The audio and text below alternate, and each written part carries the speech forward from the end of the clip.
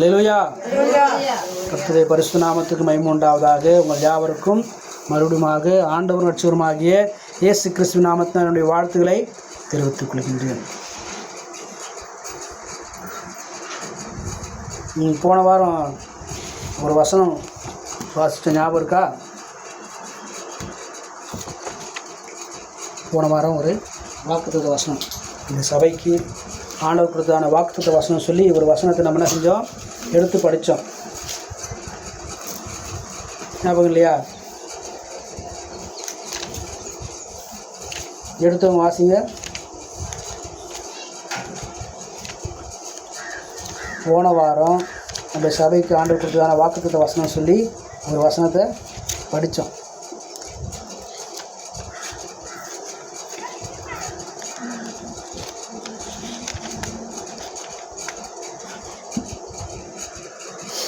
நான் ஞாபகம் இல்லையா? எழுதி வைக்கல, நமக்கு ஞாபக சக்தி கம்மி. முத்து, நமக்கு என்னது ஞாபக சக்தி கம்மி. ஆமாம், காலையில் என்ன சாப்பிட்டோன்னு சொல்லி மதியம் மறந்து போயிடும், நைட்டு என்ன சாப்பிட்டோன்னு சொல்லி காலையில் கேட்டாக்கா மறந்து போயிடும். அதனால தான் படிக்கும்போது நமக்கு என்ன வருது, மார்க்கும் கம்மியாக வருது, நிறைய மார்க் எடுக்க முடியும் நம்மளால். ஏன்? நமக்கு என்ன கிடையாது, ஞாபகம், நல்லா ஞாபகத்தன்மை கிடையாது. அது கொஞ்சம் எப்படி இருக்குது, ஞாபக சக்தி கம்மியாக இருக்குதுனால நம்ம எடுக்கிற மார்க்குன்னு கம்மியாக இருக்குது. அதை காட்டிலும் நம்ம படிக்கிறதான உலக கல்வியை காட்டிலும் அதிகமாக நம்ம படிக்க வேண்டியதான, கற்றுக்கொள்ள வேண்டியதான, நம்முடைய வாழ்க்கைக்கு மிக மிக அவசியமான கல்வி எது? இந்த வேத புத்தகம் தான், இந்த வேதாகமம் தான். அல்லேலூயா. உலகத்தில் படிக்கிறதான கல்வியெல்லாம் நமக்கு என்ன தரும்னா அறிவு தரும். என்ன தரும்? அறிவு தரும். இதை வச்சு இதை செய்யலாம், இதை வச்சு இதை செய்யலாம், இதை கொண்டு இதை என்ன செய்யலாம், உருவாக்கலாம், இதை பெருக்கலாம் அப்படின்னு சொல்லி நமக்கு அந்த அறிவு தருமே தவிர ஞானத்தை அது தராது. ஞானத்தை இதுதான் தரணும், வேத வசனம் தான் தரணும். அல்லேலூயா. நம்முடைய வாழ்க்கையில் நம்ம ஞானத்தை பெற்றுக்கொள்ள வேண்டும் சொன்னால், கடவுளுக்கு பிரியமாக வாழணும்னு சொன்னால், கடவுள் எதை விரும்புகிறாரு எதை வெறுக்கிறாரு சொல்லி நம்ம அறிந்து கொள்ள வேண்டும் சொன்னால், நம்ம தெரிந்து கொள்ள வேண்டியது என்னது? வேத வசனம். இந்த வேத வசனத்தை நம்ம வாசித்தால் தான், இந்த வேத வசனம் நம்ம மனசில் இருந்தால் தான் நம்ம எப்படி இருப்போம், ஒரு வெற்றி உள்ள கிறிஸ்துவ ஜீவிக்க முடியும். அல்லேலூயா. நான் எதுக்காக அங்கேருந்து வரேன், காலையில் 4 மணி நேரம், அப்புறம் சாயந்தரம் ஒரு 4 மணி நேரம் ட்ராவல் பண்ணி வரேன், 8 மணி நேரம் ட்ராவல் பண்ணி வரேன். எதுக்காக வரேன்? வசனத்தை கற்றுக் கொடுக்க தான் வரேன், வேறு எதுக்கும் வரல. அல்லேலூயா. காலையில் ஒரு 4 மணி நேரம், சாயந்தரம் ஒரு 4 மணி நேரம் டைம் போயிடுது. அதுக்கப்புறம் இதுக்கு பெட்ரோல் வேறு ஒரு 600லேருந்து 700 போகுது. இதெல்லாம் செலவு பண்ணி எதுக்கு வரேன்? நான் உங்களுக்கு வசனத்தை கற்றுக் கொடுக்கணும் தான் வரேன், வேறு எந்த ஒரு காரியமும் கிடையாது, வேறு எந்த ஒரு எதிர்பார்ப்பும் எனக்கு கிடையாது. நீங்கள் என்ன செய்யணும், வசனத்தை பிடிச்சிக்கணும். ஏன்னு சொன்னால், என் வாழ்க்கையில் நான் வசனத்தை பிடிச்சிக்கிட்டேன், நான் இன்றைக்கி எப்படி இருக்கிறேன், கடவுளுக்கு முன்பாக சாட்சியாக நிற்கிறேன். அல்லேலூயா. அதனால தான் நான் என்ன செய்கிறேன், நான் மட்டும் என்ன செஞ்சிடக்கூடாது, நல்லா இருக்கிறது சரியில்லை, நான் மட்டும் கடவுளை பிடிச்சிக்கிறது சரியில்லை, மற்றவங்கள என்ன செய்யணும், கடவுளை பிடிச்சிக்கணும், வார்த்தையை பிடிச்சிக்கணும் அப்படி சொல்லி நான் உங்களுக்கு சொல்லும்படிக்காக, உங்களுக்கு வார்த்தையை பகிர்ந்து கொள்ளும்படிக்காக தான் என்ன செய்யணும், நான் அங்கேருந்து கடந்தவர். ஆகையினால் நீங்கள் என்ன செய்யணும், உங்கள் வாழ்க்கையில் நீங்கள் நல்லா இருக்கணும். எல்லாருக்கும் என்ன இருக்குது, நான் நல்லா இருக்கணும்னு சொல்லி எண்ணம் இருக்குது. யாரும் என்ன செய்ய மாட்டாங்க, ஐயோ நான் கெட்டு போயின்னு யாரும் ஆசைப்படுவாங்களா, என் குடும்பம் கெட்டு போயின்னு யாரும் ஆசைப்படுவாங்களா? யாரும் அப்படி ஆசைப்பட மாட்டாங்க. நான் நல்லா இருக்கணும், என் குடும்பம் நல்லா இருக்கணும். அம்மா சாட்சி சொல்லுவாங்க. ஒவ்வொரு முறையும் அவங்க சாட்சி சொல்லும்போதெல்லாம் நான் என்ன அதில் பார்ப்பேன்னு சொன்னால், அவங்க பேர பிள்ளைங்க என்ன செய்கிறாங்களாம், ட்ராவல் பண்ணி வராங்க, ட்ராவல் பண்ணி போகிறாங்க. அவங்க அங்கேருந்து கிளம்பும்போது சொல்லுவாங்க, நான் ஜெபம் பண்ணுவேன், அவங்க வந்ததுக்கப்புறம் எனக்கு சந்தோஷமாக இருக்கும் அப்படி சொல்லுவாங்க. அவங்க சொல்லும் போது எப்படி சொல்லுவாங்க, நான் ஜெபம் பண்ணேன், இது போல் பிள்ளைங்க ஆயான்னு கூப்பிட்டதுக்கப்புறம், பாட்டின்னு கூப்பிட்டதுக்கப்புறம் என்ன வரும், எனக்கு சந்தோஷம் வரும். அம்மாவுக்கு என்ன வரும், பிள்ளைங்க தூரத்தில் இருந்தாக்கா பிள்ளைங்க திரும்பி வர வரைக்கும் எப்படி இருக்கு, அவங்களுக்கு மனசில் வயிற்றில் நெருப்பு கட்டிகிட்டு இருக்க மாதிரி மனசில் பக்குன்னு இருக்கு. ஏன்? அவங்க பிள்ளைங்க மீது அவங்க என்ன செய்கிறாங்க, அந்தளவுக்கு பாசம் வச்சுருக்காங்க, அன்பு வச்சுருக்குறாங்க. அவங்க எப்போ திரும்பி எங்கிட்ட வருவாங்க அப்படி எதிர்பார்த்துட்டே இருப்பாங்க இல்லையா? அதுபோல் ஆண்டவர் என்ன செய்கிறாரு, எதிர்பார்த்துக்கிட்டே இருக்கிறாரு. எப்போ என் பொண்ணு என் வார்த்தையை கேட்டு மாறும், எப்போ என் பையன் வார்த்தையை கேட்டு நல்ல பையனாக மாறுவான் அவன் போகிற பாதை சரியில்லை, அவன் போகிற வழி என்ன இல்லை சரியில்லை. அநேக கண்ணீருக்கு வலை வச்சுருக்கிறாங்க, அநேக வலை வச்சுருக்கிறாங்க. நமக்கு தெரியாது எந்த இடத்துல பள்ளம் இருக்குது, எந்த இடத்துல மேடு இருக்குது, எங்கே பிசாசு நம்மளை ஏமாத்துறதுக்கு என்ன வச்சுருக்கிறான், தந்திரமான காரியங்களை வச்சுருக்கிறான்னு சொல்லி நமக்கு தெரியாது. ஆனால் ஆண்டவருக்கு தெரிஞ்சு என்ன செய்கிறாரு, அதற்கான தப்பித்துக்கொள்ளுதான போக்கை உண்டாக்கி வச்சுருக்கிறாரு. அதை எப்படி தெரிஞ்சு கொள்ள முடியும்? வசனத்தை வாசித்து அதை கேட்டால் தான், அதன்படி வாழ்ந்தால் தான் நம்ம என்ன செய்ய முடியும், காப்பாற்றப்பட முடியும். நீங்கள் உலக வாழ்க்கையில் நீங்கள் எப்படிப்பட்டதான ஆசீர்வாதத்தை வச்சுருந்தாலும் சரி, ஆசீர்வாதமே இல்லாமல் இருந்தாலும் சரி, ஆவிக்குரிய வாழ்க்கையில் நீங்களாம் எப்படிப்பட்டிருக்கணும், ஆசீர்வதிக்கப்பட்டிருக்கணும். அல்லேலூயா. அங்கேருந்து ஒரு பாஸ்டர் வந்தார், அங்கேருந்து ஒரு தம்பி வந்தாங்க, எனக்கு வசனத்தை சொல்லி கொடுத்தாங்க, நான் அந்த வசனத்தை பிடிச்சிக்கிட்டேன். இது நான் எப்படி இருக்கிறேன், எப்பேற்பட்ட பிரச்சனை வந்தாலும் சரி, பிசாசின் போராட்டம் வந்தாலும் சரி, வியாதி பலவீனம் வந்தாலும் சரி, நான் வசனத்தை பிடிச்சிக்கொள்றதுக்கு என்ன செஞ்சாங்க, அவங்க கற்றுக் கொடுத்தாங்க அப்படின்னு சொல்லணும். நீங்கள் பரலோகத்துக்கு போகும்போது என்ன சொல்லணும், இதை சொல்லணும், ஆண்டவரே எனக்கு வசனத்தை என்ன செஞ்சாங்க, அவங்க கற்றுக் கொடுத்தாங்க, நான் கற்றுக்கொண்டேன். அப்போ ஆண்டவர் கேட்பார், வசனத்தை சொல்லி கொடுத்தாங்களா? சென்னையிலேருந்து ஒரு தம்பி வந்து வசனத்தை சொல்லி கொடுத்தாங்களா உங்களுக்கு, ஞாபகம் இருக்கா அந்த வசனம்? அப்படி கேட்காம, ஐயோ ஆண்டவரே ஞாபகம் இல்லை ஆண்டவரே எனக்கு அப்படின்னா யாருக்கு நஷ்டம்? அது கேட்டவங்களுக்கு தான் நஷ்டம். நம்முடைய வாழ்க்கையில் என்ன செய்யணும், ஒவ்வொரு நாளும் நம்ம எதுக்காக சாப்பாடு சாப்பிட்றோம், நம்ம சாப்பாடு சாப்பிட்றோம் இல்லையா, எதுக்கு சாப்பிட்றோம், நம்ம சரீரம் ஆரோக்கியமாக இருக்கணும். வியாதி என்ன செய்யக்கூடாது வந்தால் அதை என்ன செய்யணும், மேற்கொள்றதுக்கான உள்ள பலன் வேணும். அதுக்காக என்ன செய்யணும், நம்ம சாப்பாடு சாப்பிட்றோம். அதுபோல் உள்ளே இருக்கிற அந்த ஆவிக்குரிய மனுஷன் ஆரோக்கியமாக இருக்கணும், பலனாக இருக்கணும், சோர்ந்து போகக்கூடாது, உற்சாகமாக இருக்கணும். எப்பேற்பட்ட பிரச்சனை வந்தாலும் போராட்டம் வந்தாலும் ஜெயிக்கணும் அப்படின்னு சொன்னால் என்ன செய்யணும், ஆரோக்கியமாக இருக்குது. என்ன செய்யணும், உள்ளே இருக்கிற மனுஷன் ஆரோக்கியமாக இருக்குது, உள்ளான மனுஷன் ஆரோக்கியமாக இருக்கிறதுக்கு என்ன செய்யணும், நல்லா சாப்பிட்டு ரெஸ்ட் எடுக்கணுமா? என்ன பண்ண சொல்லுங்கள், வாய் திறந்து. உள்ளே இருக்கிறாங்களா ஒரு மனுஷன், அந்த மனுஷன் ஆவிக்குரிய மனுஷன் ஆரோக்கியமாக இருக்கணும், வியாதி இல்லாமல் இருக்கணும். என்ன செய்யணும்? மதியம் சாப்பிட்டியா, காலைல சாப்பிட்டியா, நேற்று நைட்டு சாப்பிட்டியா? அப்போ கொஞ்சமாவது பலன் இருக்குமே. நல்லா வேதம் வாசிக்கணும். என்ன செய்யணும், நல்லா வாய் திறந்து பேசணும், நல்லா வேதம் வாசிக்கணும், நல்லா ஜெபிக்கணும், கடவுளுக்கு முன்னாடி சாட்சியாக இருக்கணும். எனக்கு பிடிக்காது வீட்டில் சமைச்சிட்டானாக்கா நம்ம என்ன செய்வோம், சத்தம் போடுமா போட மாட்டோமா? எப்போ பாரு அவங்களுக்கு பிடிச்ச மாதிரியே சரி, எனக்கு பிடிச்ச மாதிரி ஒரு நாள் நீ செய்ய மாட்டியே. சண்டை போடுறோமா அம்மாக்கிட்ட அப்பாக்கிட்டலாம், எனக்கு பிடிச்ச மாதிரி எதுவுமே செய்ய மாட்டேன்னு சொல்லி. அப்போ சத்தம் வருதா? அதே போல் நம்ம சபையில் வந்து என்ன செய்யணும், வசனத்தை கேட்குறதுக்கு சோத்திரமா. என்னாச்சு, பஸ் லேட் ஆயிடுச்சா? ரொம்ப தூரத்துலேருந்து வரீங்களா? எனக்கு 100% உரிமை இருக்குது. என்ன இருக்குது? 100% உங்களை கேட்குறதுக்கு எனக்கு உரிமை இருக்குது. நீங்கள் தப்பு செய்யும்போது ஏன் அப்படின்னா, உங்களுக்கு நான் என்ன செய்கிறேன், நான் ஆவிக்குரிய வாழ்க்கையில் நீங்கள் நல்லா இருக்கணும்னு சொல்லி ஆசைப்படுறதுனால உங்களுக்கு வசனத்தை நான் என்ன செய்கிறேன், நான் போதிக்கிறேன். அல்லேலூயா. அதெல்லாம் அப்புறம் பார்த்துலாம், கவனிங்க. அதெல்லாம் முக்கியம் கிடையாது. அதை காட்டில் முக்கியமானது தான் வசனம் தான். உங்கள் வாழ்க்கையில் நீங்கள் என்ன செய்யணும், வசனத்தை கேட்டு வாழ்க்கையில் நீங்கள் முன்னேறி வரணும், வசனத்தை கேட்டு வாழ்க்கையில் நீங்கள் ஆசீர்வதிக்கப்படணும், பரலோகத்துக்கு போகிறதுக்கு நீங்களாம் தகுதியானவங்களாக மாறணும்னு சொல்லி நான் என்ன செய்கிறேன், ஆசைப்படுறேன். அதனால் எனக்கு உங்கள் மேலே நீங்கள் ஆவிக்குரிய வாழ்க்கையில் நீங்கள் சரியாக வளரலன்னு சொன்னால் உங்கள்கிட்ட கேள்வி கேட்குறதுக்கு எனக்கு 100% உரிமை இருக்குது. அல்லேலூயா. என்ன இருக்குது, எனக்கு படிக்கலைன்னா கேட்பேன். அதுக்கு தான் நான் சரிங்க நான் வந்திருக்கிறேன். வசனம் படிக்கலை, ஜெபிக்கலை, ஜெபத்துக்கு லேட்டாக வரீங்கன்னு சொன்னால் நான் கேட்பேன். நீங்கள் என்ன சொன்ன, அதுக்கு பதில் சொல்லணும், கரெக்டான பதில் சொல்லணும். நீங்கள் என்கிட்ட பதில் சொல்கிறல, கடவுள்கிட்ட நீங்கள் என்ன செய்றீங்க, என் நாமத்தினால எங்கே 2 அல்லது 3 பேர்கள் கூடுதல ஒரு மத்தியிலே இருக்கிறேன்னு சொல்லி கடவுள் நினச்சிருக்கிறாரு, வாக்கு பண்ணியிருக்கார். துதியில் மத்தியிலே வாசம் செய்கிற தேவன், அவர் பேர் சொல்லி நம்ம என்ன செஞ்சுருக்கோம், ஒன்று கூடி ஜெபம் பண்ணுறோம் இல்லையா? இங்கே நம்ம மத்தியில் யார் இருக்கிறா, ஆண்டவர் இருக்கிறாரு. அந்த உணர்வு நமக்கு என்ன செய்யணும், வரணும். என்ன வரணும், உணர்வு வரணும். கடவுள் என் பக்கத்தில் இருக்கிறாரு, தேவ சமூகம் நிறைந்த இடம், அந்த உணர்வோடு கூட நாம் இருப்போம்னு சொன்னால் நிச்சயமாக நான் செய்வோம், நம்ம ஆசீர்வதிக்கப்படுவோம். நான் பார்க்கும்போது உங்கள் முகத்தை தான் பார்ப்பேன். உங்கள் முகம் சிரித்த முகமாக இருந்தால் ஏதோ சந்தோஷமாக இருக்கிறீங்க, சோகமாக இருந்தால் ஏதோ துக்கமாக இருக்கிறீங்க. நல்ல ட்ரெஸ் பண்ணிட்டு வந்தீங்கன்னாக்கா ஏதோ வெளியே போகிறீங்க போல இருக்குது, ஏதோ ஃபங்க்ஷனுக்கு போகிறீங்க போல்.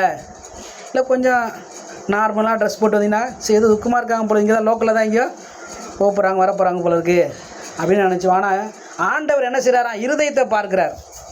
கடவுள் என்ன எங்கே பார்க்குறாரு? இருதயத்தை தான் பார்க்குறாரு. எப்பவுமே அவர் எது தான் பார்க்குறாரு? இருதயத்தை தான் பார்க்குறாரு. ஒரு காலத்தில் மனுஷனும் அப்படி தான் இருந்தான். ஆதாம் எப்படி இருந்தான்? அவனும் இருதயத்தை பார்க்கக்கூடியவனாக தான் இருந்தான். ஆதாம் எப்படி இருந்தான்? தேவனை போல இருந்தான். ஆதாம் எப்படி இருந்தான்? தேவனை போல தேவ சாயலில் இருந்தான். அந்த சாயல் நம்ம இழந்துட்டோம். ஆதாம் என்ன செஞ்சான்? தவறு செய்து தேவ சாயல் அவன் இழந்து போயிட்டான். அதை திரும்ப கொடுக்கறதுக்கு தானே சார் ஆண்டவர் நமக்கு ஒவ்வொரு நாளும் வசனத்தை தந்து இந்த வசனத்தின்படி வாழு, இந்த வசனத்தின்படி வாழு, நீ என்ன செய்யணும்? என்னை போல மாறணும். நம்மளாம் யாரை போல மாறணும்? கடவுளை போல மாறணும், இயேசுவை போல நம்மளாம் மாறணும். இதைத்தான் போன வாரம் நான் சொன்னேன். நமக்கு சபையில் ஆண்டவர் நமக்கு என்ன செஞ்சுருக்கிறாரு? வாக்குத்தத்தம் வசனம் கொடுத்துருக்கிறாருன்னு சொல்லி சொன்னேன். ஞாபகம் வந்துச்சா? இப்போ என்ன?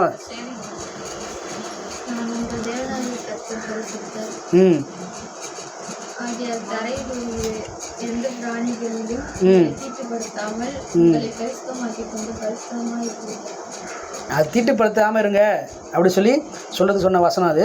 ஆனால் கடவுள் எப்படிப்பட்டவராக இருக்கிறாரா? நான் பரிசுத்தர் ஆகியால் நீங்களும் பரிசுத்தராயிருங்கள். அல்லேலூயா. கடவுள் எப்படிப்பட்டவர்? பரிசுத்தர். நான் பரிசுத்தர் சொல்லி ஆண்டவர் சொல்கிறார். அதனால் நீங்களும் என்ன செய்யுங்க? பரிசுத்தராக இருங்க. அவர் பரிசுத்தராக இருக்கிறதுனால நம்மளும் பரிசுத்தமாக இருக்கணும். அதுதான் கடவுள் என்ன செய்ய நம்மக்கிட்ட எதிர்பார்க்குறாரு. நம்மகிட்ட கடவுள் என்ன எதிர்பார்க்குறாரு? அவரை போல பரிசுத்தமாக இருக்கணும்னு சொல்லி எதிர்பார்க்குறாரு. அப்படி அவரை போல பரிசுத்தமாக நம்ம வாழ்வோம் சொன்னால் கடவுள் என்ன செய்ய ரொம்ப சந்தோஷப்படுவார். நம்ம எதுக்கு தகுதி ஆகிடுவோம்? கடவுளுடைய சமூகத்தில் போவதற்கு, கடவுள் விரும்புவதான ஆசீர்வாதத்தை பெற்றுக்கொள்வதற்கு நாம் தகுதியாக மாறிடுவோம். அல்லேலூயா. வசனம் சொல்லுகிற பிரகாரமாக ஞாபகத்தில் வச்சுங்க, இல்லை எழுதி வச்சுங்க. 1 பேதுரு 1ஆம் அதிகாரம் 16ஆவது வசனம். 1 பேதுரு 1ஆம் அதிகாரம் 16ஆவது வசனம் போட்டிருக்கு. நான் பரிசுத்தர் ஆகையால் நீங்களும் பரிசுத்தராயிருங்கள் என்று எழுதியிருக்கிறது. அல்லேலூயா. கடவுள் சொல்கிறார், நான் பரிசுத்தர் ஆகையால் நீங்களும் பரிசுத்தராய் இருங்கள். கடவுள் நம்ம மேலே வச்சுருக்கிறதான அக்கறை, நம்ம மேலே வச்சுருக்கிறதான நோக்கம். எல்லா அப்பாவும் பிள்ளைகள் மேலே ஒரு ஆசை வச்சுருப்பாங்க இல்லையா? என் பிள்ளை இப்படி ஆகணும், கலெக்டர் ஆகணும், இன்ஜினியர் ஆகணும், டாக்டர் ஆகணும் ஆசைப்படுவாங்கள்ல. ஆனால் கடவுள் நம்மளை பார்த்து என்ன ஆசைப்பட்டுருக்கிறாரு? அவரை போல் ஆகணுமா. யாரை போல் ஆகணும்?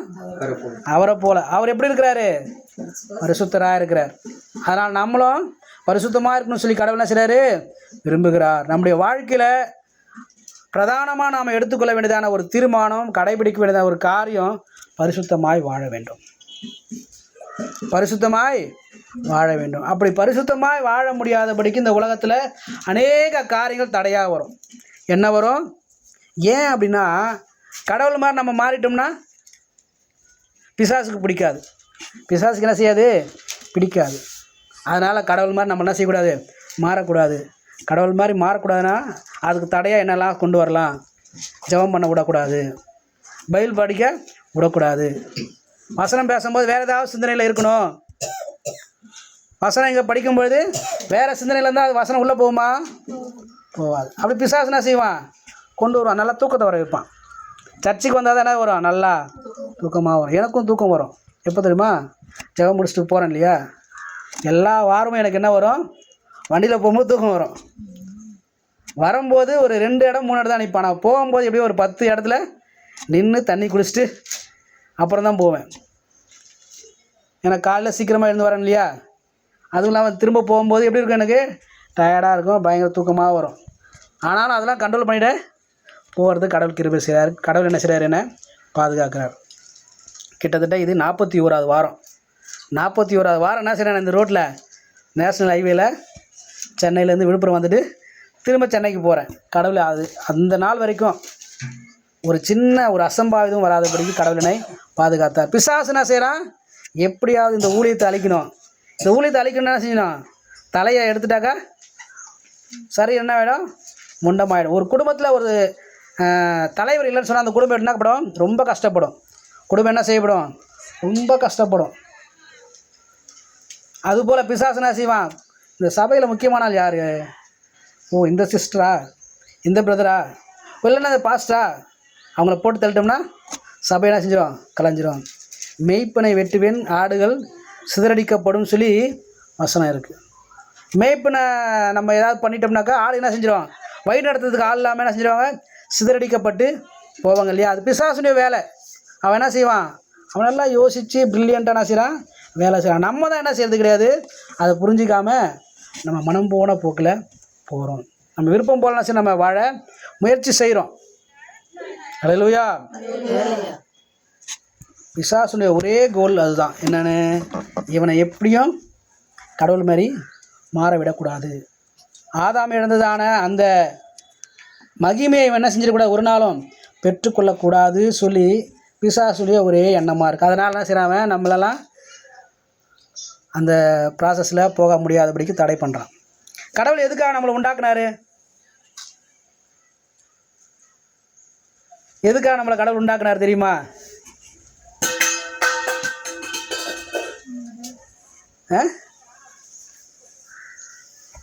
எதுக்காக உண்டாக்குனார்?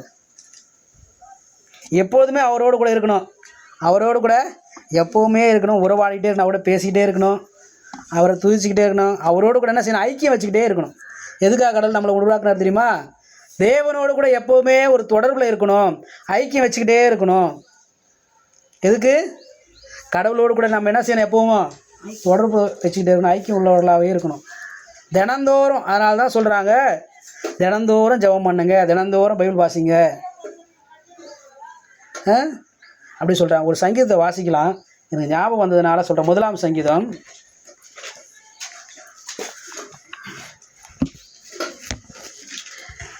2வது வசனம். 1ஆம் சங்கீதம் 2வது வசனம். கர்த்தருடைய வேதத்தில் பிரியமாயிருந்து இரவும் பகலும் அவருடைய வேதத்தில் தியானமா இருக்கிற மனுஷன் பாக்கியவான். அல்லேலூயா. இரவும் பகலும் எப்படி இருக்கணுமா, இரவும் பகலும் பிரியமா இருக்கிறவங்க தான் இரவும் பகலும் என்ன செய்வாங்க, தியானம் பண்ணுவாங்க. என்ன செய்வாங்க, யோசிச்சுட்டே இருப்பாங்க. இப்போ உங்களுக்கு நல்லா புரியும்னா, இங்கே 1 2 3 4 பேருக்கு மட்டும் தான் என்ன ஆகலை, கல்யாணம் ஆகலை. மற்றவங்களாம் கல்யாணம் ஆனவங்க தான், நமக்கு எல்லாம் தெரியும். என்ன தெரியும், கல்யாணம் ஆன புதுசில் புருஷனை விட்டு மனைவி என்ன செய்யக்கூடாது, எங்கேயும் போகவே மாட்டாங்க. புருஷனை மனைவி விட்டு என்ன செய்ய மாட்டாங்க எங்கேயும். எப்போவுமே அவங்களுடைய நேசம் அன்பு எப்படி இருக்கும், எதையாவது பேசிக்கிட்டே இருப்பாங்க, எதையாவது என்ன செய்வாங்க, பேசிக்கிட்டே இருப்பாங்க. ஏன், அவங்களுக்குள்ள என்ன இருக்குது, ஒரு அன்பு இருக்குது, ஒரு ஐக்கியம் இருக்குது. அதனால் என்ன செய்கிறாங்க, அவங்க எப்போவுமே பிரியாமல் இணை பிரியாமல் என்ன செய்வாங்க, ஒன்றாவே இருப்பாங்க. அதே போல் தான் கடவுள் என்ன செய்கிறார், நம்மளை நேசிக்கிறார். நம்ம மீது என்ன செய்கிறார், ஒரு ஐக்கியம் வச்சிருக்கிறாரு, அன்பு வச்சிருக்கிறார். அதற்காக தான் கடவுள் நம்மளை உண்டாக்குனார். இந்த வானமும் பூமியும் உண்டாவதற்கு முன்பாகவே பரலோகத்தில், இது பைபிளில் என்ன செய்யலைன்னா குறிப்பாக சொல்லலை, ஒரு சில வரலாற்று புத்தகங்களில் உள்ள வேதத்தோடு கூட ஒத்து போகக்கூடியதான ஆராய்ச்சி புத்தகங்களில், வரலாற்று புத்தகங்களில் சொல்லியிருக்கிறாங்க. கடவுள் என்ன செஞ்சார், பரலோகத்தில் இருக்கும்போது அவருக்கு கோடான கோடி சேனையாகிய தூதர்கள் இருக்கிறாங்க. எவ்வளோ பேர் இருக்கிறாங்க, கோடான கோடி தூதர்கள் இருக்கிறாங்க. அந்த தூதர்கள் என்ன செய்கிறாங்க, எப்பொழுதுமே அவங்க வேலையே தான் சேனைகள் தேவனாகிய கர்த்தர் பரிசுத்தர், சேனைகள் தேவனாகிய கர்த்தர் பரிசுத்தர் என்று சொல்லி என்ன செய்கிறாங்க, அவங்க துதிச்சுக்கிட்டே இருக்கிறாங்க. என்ன செய்கிறாங்க, அவங்க கடவுளை என்ன செய்கிறாங்க, இடைவிடாமல் துதிச்சுக்கிட்டே இருக்கிறாங்க. கேருபீன்களும் சேராபீன்களும் தேவ தூதர்கள் என்ன செய்கிறாங்க, கடவுளை துதிச்சுக்கிட்டே இருக்கிறாங்க. அதில் பிரிவான தூதர்கள் இருக்கிறாங்க. பிரிவான தூதர்கள், தலைமையான ஒரு தூதர் இருப்பாங்க, அவருக்கு கீழே செய்வாங்க ஒரு கூட்ட தூதர்கள் இருப்பாங்க. அப்படி தூதர்கள் இருக்கும்போது ஒரு நாள் ஒரு தூதர் கூட்டத்தினுடைய தலைவனுக்கு இப்படி ஒரு எண்ணம் வந்தது. என்ன எண்ணம் வந்தது, நானும் என்ன செய்வேன், கடவுள் இருக்கக்கூடிய சிங்காசனத்துக்கு ஏறுவேன், என்னையே என்ன செய்யணும், கடவுள் இருக்கிற சிங்காசனத்துக்கு நிகராக வைத்து என்னை தூதர்கள் என்னையும் ஆராதிக்கணும், என்னையும் தொழுது கொள்ளணும்னு சொல்லி அவனுக்குள்ளே அவர் இப்படி நினச்ச உடனே என்ன வந்துருச்சு, நினச்ச உடனே கடவுளை சரி அங்கேருந்து தள்ளிவிட்டார். அவன் எந்த தூதன் தெரியுமா? எப்பொழுதுமே இடைவிடாமல் கடவுளை ஆராய்த்து கொண்டே துதித்து கொண்டே இருக்கிறதான ஒரு தூதன். அவன் பேர் விடிவெள்ளி நட்சத்திரம். அவன் பேர் என்னது? எப்போவுமே என்ன செய்வான், அவனுக்கு வேலையே அதுதான், கடவுள் என்ன செய்யணும், துதிச்சுக்கிட்டே இருக்கணும். இப்படி தூதர் கூட்டங்களில் பிரிவாக இருக்கும் பொழுது ஒரு சில தூதர்களை மட்டும்தான் சரி பைபிளில் போட்டிருக்கிறாங்க. ஆனால் மற்ற தூதர் கூட்டங்களை கொடுத்து பைபிளில் என்ன செய்யலை இல்லை. ஆனால் இதற்கு இணையாக இருக்கக்கூடியதான வேதாகம ஆராய்ச்சி புத்தகங்களில் தூதர்களை கொடுத்து அங்கே போட்டிருக்கிறாங்க.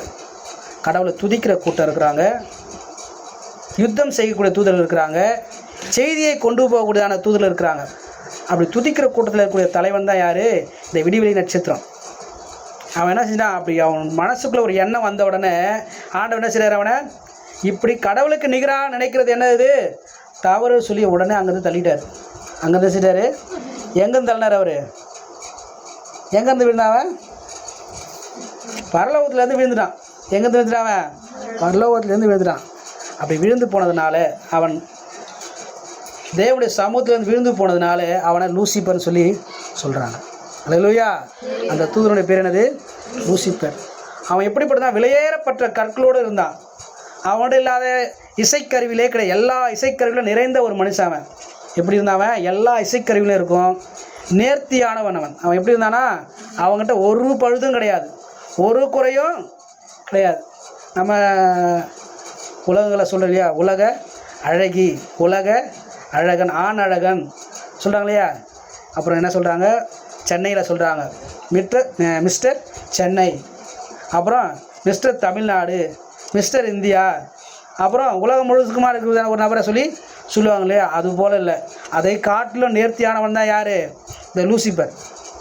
எப்படின்னா அவன் நேர்த்தியானவன், அவன்கிட்ட ஒரு குறையும் கிடையாது, ஒரு பழுதும்.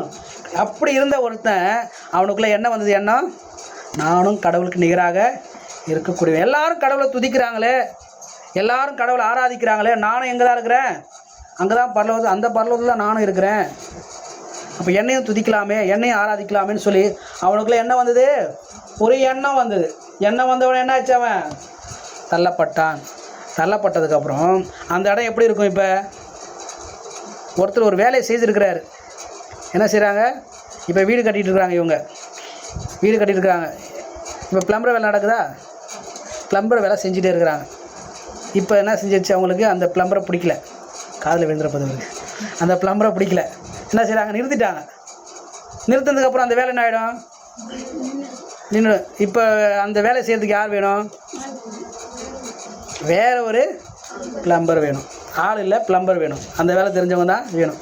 அதுபோல் இப்போ பரலோகத்தில் யார் இல்லை? இப்போ யாரும் இல்லை, இருக்கிறாங்க, எல்லாம் இருக்கிறாங்க. யார் இல்லை?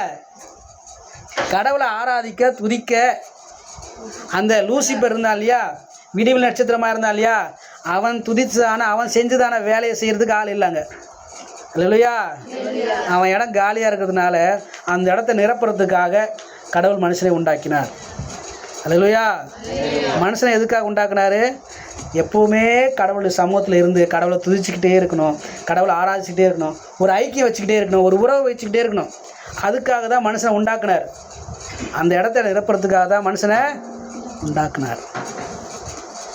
இதை பிசாசு விடுவானா? அவன் இருந்த இடத்த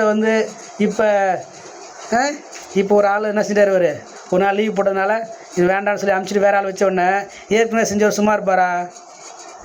என்ன செய்வார், ஏதாவது சொல்லிகிட்டே இருப்பார். அங்கே சரியாக சம்பளம் தர மாட்டாங்க, ரொம்ப நேரம் வேலை செய்ய சொல்லுவாங்க, ஏதாவது என்ன செய்வார், சொல்லிகிட்டே இருப்பார். அது உண்மையோ பொய்யோ, ஆனால் ஏதாவது ஒன்று சொல்லுவார். ஆனால் ரெண்டாவது செய்கிறவர் எப்படி இருக்கணும், அதையெல்லாம் சகிச்சுக்கிட்டு இல்லை நான் செய்வேன்னு சொல்லி அவர் சகிச்சுக்கிட்டு செஞ்சார்னா அவருக்கு என்ன கிடைக்கும், கூலி கிடைக்கும். அதுபோல் பிசாசு என்ன செய்கிறான், நம்மளெல்லாம் கடவுளுடைய சமூகத்துக்கு போக விடாமல், அந்த இடத்த நிரப்ப விடாமல் தடுக்கிறதுக்கு என்ன செய்கிறான், அநேக உபாய தந்திரங்களை கடைபிடிக்கிறான். தூக்கம் வர வைக்கிறான், ஜெபம் பண்ணுற நேரத்தில் தூக்கம் வர வைக்கிறான். அப்புறம் யோசனை, வேற எங்கேயாவது யோசனை, சமைச்சு வச்சுட்டு வந்தோமே அதை மூடிட்டு வந்தோமா திறந்து விட்டு வந்தோமா தெரியலையே, சமைச்சிட்டு தானே வந்தீங்க நீங்கள் வரும்போது? சமைக்கல என்ன? சாப்பாடு குழம்பு என்ன வைக்கல, சாப்பாடு மட்டும் செஞ்சுருக்கிறீங்க. மூடி வச்சிட்டிங்களா? ஞாபகம் இருக்கா? சில வேளை ஞாபகம் இல்லைன்னா சின்னமே யோசிப்போம், ஐயோ அந்த மாட்டை வேறு அங்கே கட்டி வச்சுட்டு வந்தனே, அது அவுத்துட்டு போயிடுச்சா தெரியலையே. எங்கே வந்து ஞாபகம் வரும்? அது சபைக்கு வந்தால் தான், தேவனுடைய சமூகத்தை தேடி வந்தால் தான் ஞாபகத்துக்கு வரும். இது யாருடைய வேலை? இது பிசாசு வேலை தான். நீ அப்படி அதை யோசித்தாதான் சொல்கிற வசனத்தை உங்களுக்கு உங்கள் மனசில் ஏற்ற முடியாது. நீ இந்த வசனத்தை நீங்கள் மனசுக்கு கொண்டு போயிட்டீங்க சொன்னாக்கா பலன் தந்துடுவீங்க. மனசுக்கு கொண்டு போயிட்டா கேட்டாலே என்ன வந்துடும்? உள்ளே போயிடும். கேட்க விட மாட்டான், வசனத்தை கேட்க விட மாட்டான். யார்? பிசாசு வசனத்தை கேட்க விட மாட்டான். கேட்டால் செஞ்சுவீங்க. நீங்கள் உங்கள் வாழ்க்கையில் கேட்டிங்கன்னா பலன் தந்துடுவீங்க. உங்களுடைய கேள்வியின் ஞானத்துக்கு ஏற்றா போல் நீங்கள் கேட்டதான அந்த வசனத்துக்கு ஏற்றா போல் 30ஆகவும் 60ஆகவும் 100ஆகவும் நீங்கள் செய்வீங்க, பலன் தந்துடுவீங்க.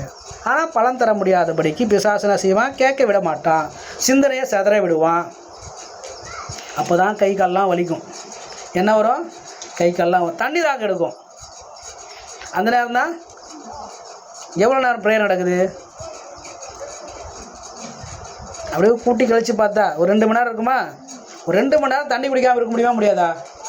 கோவத்தில் எத்தனை நாள் சாப்பிடாம வந்துருக்குறோம்? எத்தனை நாள் சாப்பிட வந்தால் தண்ணி குடிக்காமல் இருக்க முடியுமா? முடியாதா? முடியும். ஆனால் நம்ம என்ன செய்ய மாட்டோம்? அதுக்கு இடம் கொடுக்க மாட்டோம். பிசாசு தோற்று போயிடணும் அப்படின்னு நினச்சிக்கிட்டு பிசாசு ஜெயிக்க வச்சுருவோம். என்ன செஞ்சிடுவான்? நான் ரட்சிக்கப்பட்ட சபையில், நான் வந்து ஒரு ஏசிய சபையில் தான் ரட்சிக்கப்பட்டேன். நான் ஐடிஐ படிக்கும்போது கார்பெண்டர் கோர்ஸ் நான் படிக்கும்போது தான் ஒரு சபையில் ரட்சிக்கப்பட்டு ஞானஸ்தானம் எடுத்தேன். ஹாஸ்டலில் தங்கியிருந்தனால அந்த சபைக்கு என்ன செய்வேன்? நான் வாரம் சபைக்கு போயிட்டு வருவேன். அப்படி போகும்போது அந்த சபையில் ரொம்ப ஸ்ட்ரிக்டாக இருப்பாங்க. என்ன செய்வாங்க? ரொம்ப ஸ்ட்ரிக்டாக இருப்பாங்க. இப்போ இருக்கிற சபையெல்லாம் ஸ்ட்ரிக்டாக இருந்தால் என்ன செஞ்சுருவாங்க? அவங்க இந்த சபை வேணால் வேறு சபைக்கு போயிடலாம். இப்போ நானும் உங்கள்கிட்ட நான் கண்டிப்பாக பேசினா என்ன செய்வீங்க? கொஞ்சம் லேட்டாக போனால் என்ன பண்ண போகிறார்? அவர் ஸ்கூல்லலாம் முட்டி போட சொல்லுவாங்க. அதுபோல் முட்டி போட விட்டால் அவர் செஞ்சுருவார். அவர் சொல்லிவிடுவாரா? என் விருப்பம்.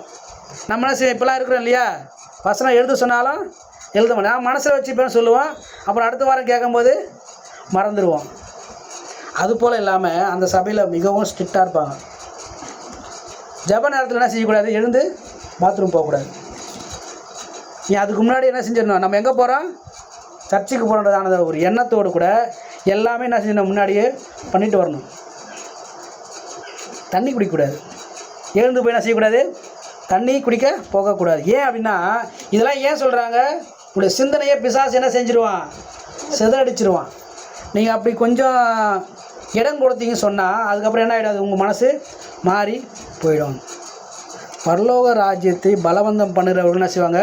பிடித்து கொள்வாங்க, இல்லைன்னா விட்டுருவாங்க. யாரெல்லாம் வந்து எனக்கு இது கட்டாயம் வேணும், எனக்கு வசனம் வேணும் அப்படின்னு சொல்லி நினைக்கிறாங்களோ அவங்க என்ன செய்வாங்க? அதை பிடிச்சு கொள்வாங்க.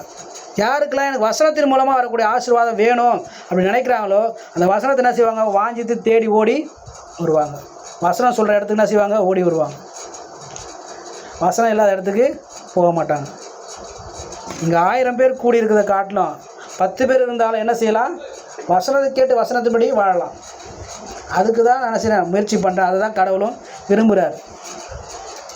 பரலோகத்துக்கு போகிற வாசல் எப்படிப்பட்ட வாசல்? அது இடுக்கமான வாசல், வழி குறுகலானது, குறுகிய வழி, இடுக்கமான வாசல். ஆனால் கேட்டுக்கு போகிற வாசல் எப்படி இருக்குதா? விசாலமாக இருக்குது. அங்கேயும் சர்ச் இருக்குது, அங்கேயும் ஜெபம் நடக்குது, அங்கேயும் என்ன செய்கிறாங்க? பாட்டு பாடுறாங்க, அங்கேயும் என்ன செய்கிறாங்க?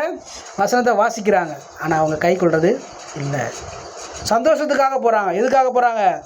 சந்தோஷத்துக்காக போகிறாங்க. வசனத்தை கேட்கக்கூடியவங்க அங்கே கம்மியாக இருக்கிறாங்க. ஆனால் கம்மியாக அந்த வசனத்தை கேட்குறாங்க இல்லையா? அவங்க என்ன செய்வாங்க? பலனை பெற்றுக்கொள்வார்கள். வசனத்தை கேட்டு தங்களுடைய வாழ்க்கையில் அதை நடைமுறைப்படுத்துகிறவங்க வாழ்க்கையில் எப்படி இருக்கும்? ஒரு மாற்றம் உண்டாயிருக்கும். தேவனுடைய சமூகத்தில் காத்திருக்கும் பொழுது, தேவனுடைய சமூகத்திலேயே நாம் அதிகமாக வாஞ்சித்து இருக்கும் பொழுது நம்முடைய வாழ்க்கை எப்படி இருக்கும்? வித்தியாசமாக இருக்கும். மற்றொரு பார்வையில் நம்மளை பார்த்தா மற்றவங்க கேட்கணும், நீங்கள் எப்படி வித்தியாசமாக இருக்கிற? உன் பேச்சு மட்டும் வித்தியாசமாக இருக்குது, உன் பேச்சு வித்தியாசமாக இருக்குது, நீ நடந்துக்கிற விதம் வித்தியாசமாக இருக்குது. அல்லேலூயா. கிட்டத்தட்ட ஒரு 7-8 வருஷம் ஆயிடுச்சுன்னு நினைக்கிறேன். 8 வருடத்துக்கு முன்பாக முழு நேரம் ஊழியம் செய்துட்டு இருந்தேன். அதன் பிறகு கொஞ்சம் கேப் விட்டேன். ஏன்னா பிள்ளைங்களாம் கொஞ்சம் பெருசானதுனால நான் இருந்த கிராமங்களில் என்ன கிடையாதுன்னா வருமானம் இல்லை, வசதி ரொம்ப கம்மி, வாடகை கொடுக்குறதுக்கே கஷ்டம். எவ்வளோ வாடகை தெரியுமா இருக்கும்? 700 ரூபா வாடகை. எவ்வளோ வாடகை? 700 தான் வாடகை. அது கொடுக்குறது ரொம்ப கஷ்டம். பால் வாங்க முடியாது, ரொம்ப கஷ்டம். பார்த்தேன், நம்ம இப்படி இருந்து கஷ்டப்பட்டுட்டு இருந்தால் ஊழியத்தையும் ஒழுங்காக செய்ய முடியாது, குடும்பத்தையும் காப்பாற்ற முடியாது. கொஞ்ச நாள் வேலை செஞ்சுட்டு வேலை செய்கிற இடத்துலேருந்து நம்ம ஊழியம் செய்யலாம் அப்படி சொல்லி நான் யோசித்து அப்புறம் சென்னைக்கு வந்தோம். சென்னைக்கு வந்து வேலை செய்துட்டு இருக்கும்போது நிறைய இடங்களில் வேலை செஞ்சு நான் அந்த கார்பெண்டர் கோர்ஸ் படித்தேன் இல்லையா, அதனால் எனக்கு அந்த வேலையை செய்கிறது ஈஸியாக இருக்குன்னு சொல்லி இப்போ வரைக்கும் அந்த வேலையை நான் செய்துக்கிட்டு தான் இருக்கிறேன். ஊழிய நேரத்தில் ஊழியம் செய்யணும், வேலை நேரத்தில் வேலை செய்யணும். ஊழிய நேரத்தில் வேலை செய்யக்கூடாது. ஊழிய நேரத்தில் என்ன செய்யக்கூடாது? ஆனால் வேலை நேரத்தில் ஊழியம் செய்யக்கூடாது. ஏதாவது 2 எஜமானுக்கு ஊழியம் செய்ய முடியாது. யாரோ ஒருத்தருக்கு உண்மையாக இருக்கணும், யாரோ ஒருத்தருக்கு எப்படி இருக்கணும்? உண்மையாக இருக்கணும். அப்படி நான் வேலை செய்யும்போது நான் என்ன வேலை செஞ்சேன்னா, இந்த பாடி ஸ்கேன் பண்ணுறாங்க இல்லையா, உடம்பு முழுசுமாக ஸ்கேன் பண்ணுறாங்க இல்லையா, இந்த எம்ஆர்ஐ மிஷின் சொல்லுவாங்க. இந்த எம்ஆர்ஐ மிஷின், அந்த மிஷினுக்கு ரூம் ரெடி பண்ணணும்.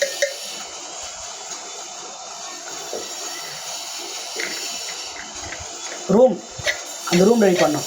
எப்படி ரெடி பண்ணோம்னா, ஒரு மரத்தாலான ஒரு ரூம். இப்போ நம்ம செங்கல் வச்சுருக்கு இல்லையா, செங்கல் வச்சு சுற்றிலும் க்ளோஸ் பண்ணியிருக்கிறோம், ஒரே ஒரு வாசல் வச்சுருக்கிறோம். இதுக்குள்ளார என்ன செய்யணும்? ப்ளைவுட்டில் ஒரு ரூம் ரெடி பண்ணோம். அந்த ப்ளைவுட்டில் காப்பர் ஷீட்டு தெரியுமா உங்களுக்கு? காப்பர் ஷீட்டு ஈயம் இருக்குல்ல, ஈயம் மாதிரி இருக்கும், அது காப்பர் ஷீட்டு. அதில் என்ன செய்யணும்? கவர் பண்ணி ஒரு ரூம் ரெடி பண்ணணும். அப்படி ஒரு வேலை இருந்தது. அந்த வேலையை போய் நான் செய்துட்டு இருந்தேன். அது சென்னையில் மட்டும் இருக்காது, அது எல்லா இடத்துலையும் இருக்கும். எப்படி இருக்கும்? இந்தியா ஃபுல்லாக எல்லா ஸ்டேட்லேயும் இருக்கும். எல்லா ஸ்டேட்டுக்கும் நானும் போயிருக்கிறேன்.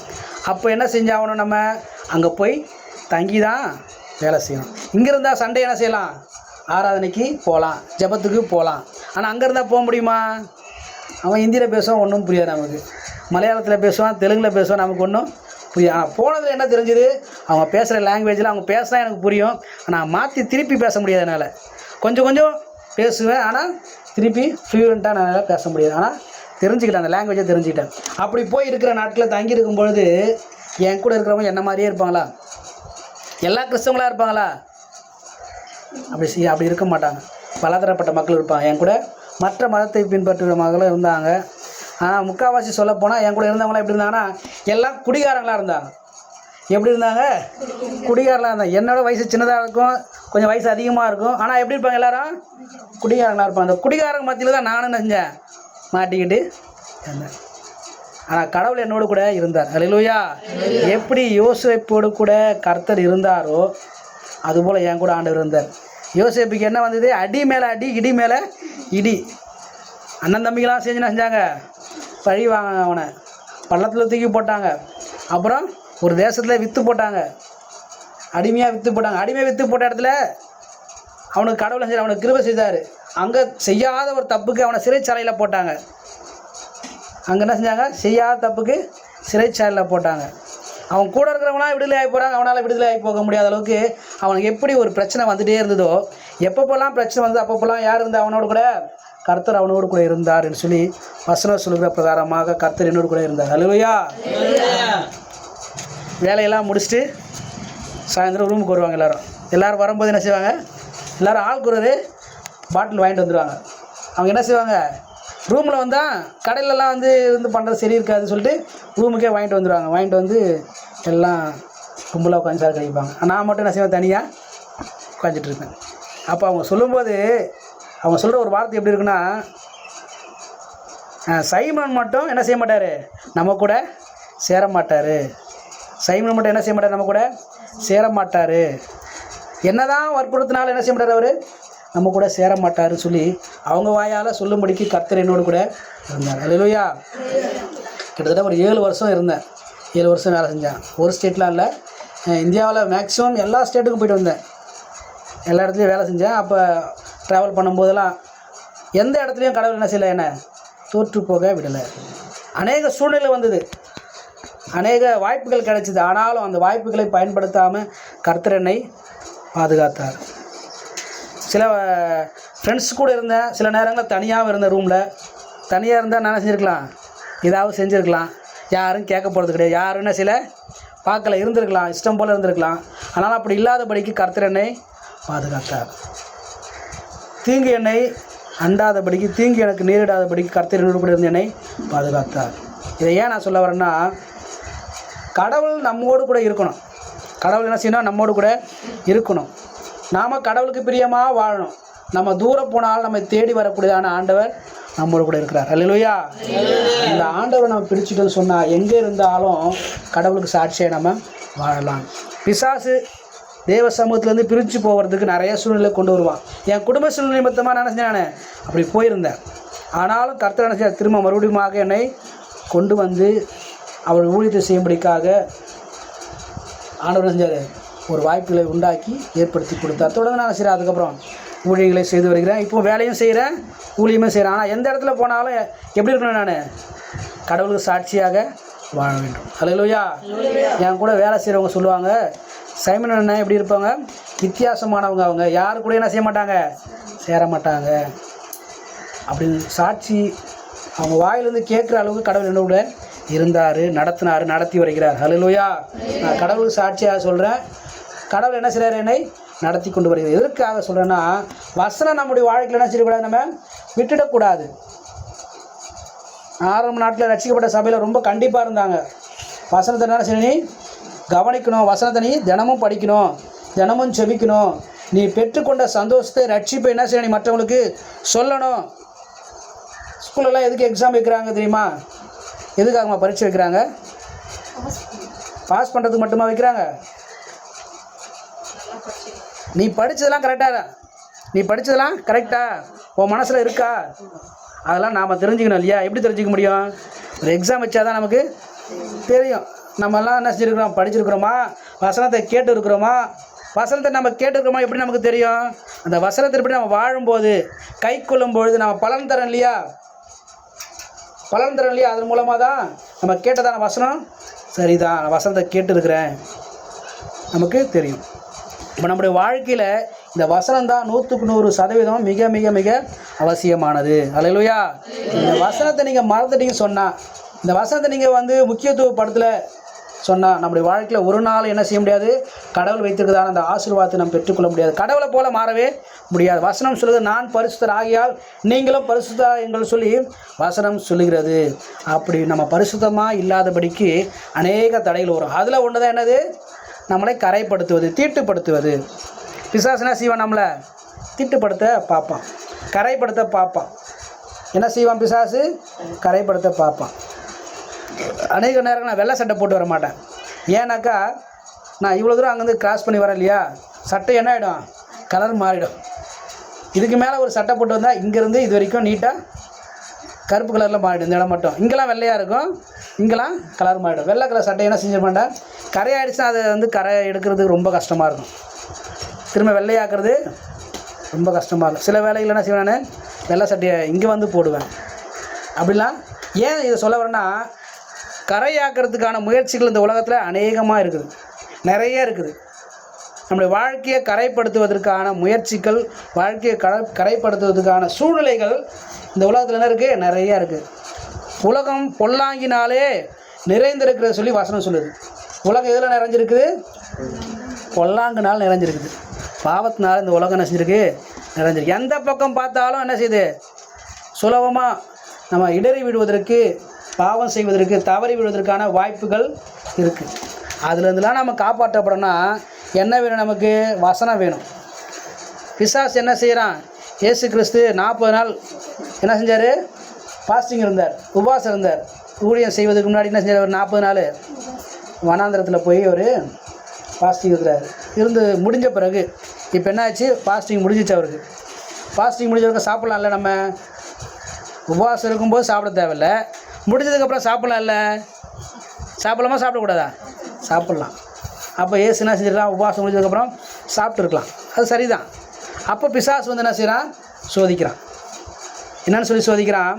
வசனத்தை சொல்லி சோதிக்கிறான். இப்போ சோதிக்கும்போது பிசாசுக்கு ஆண்டவர் எப்படி பதில் சொன்னார்? அந்த வசனத்தை எடுத்து வாசிக்கலாமா? ஏன் அது சொல்ல வரேன்னா, நம்முடைய வாழ்க்கைக்கு வசனம் எவ்வளவு முக்கியமானது, நம்முடைய வாழ்க்கைக்கு வசனம், இந்த வேத வார்த்தை எவ்வளவு முக்கியமானது.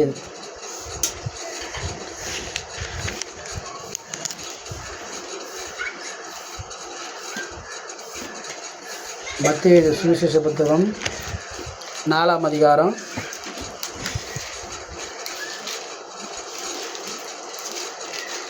1 வாசிக்கும்போது முதல் வசனத்தில் பார்க்கிறோம். அப்பொழுது இயேசு பிசாசினால் சோதிக்கப்படுவதற்கு ஆவியானவராலே வனாந்திரத்துக்கு கொண்டு போகப்பட்டார். இப்போ என்ன பண்ணுறாங்க? சோதிக்கிறதுக்காகவே என்ன செய்கிறாங்க? இப்போ வனாந்திரத்துக்கு போகிறாங்க. யார் சோதிக்கிறா? பிசாசு தான் சோதிக்கிறான். சோதிக்கிறதுக்காக சோதனையில் இயேசு எப்படி இருக்கிறாரு? இயேசுக்கே சோதனை வந்துன்னா நமக்கு வருமா வராதா? நமக்கும் கட்டாயம் என்ன செய்யும்? சோதனை வரும்.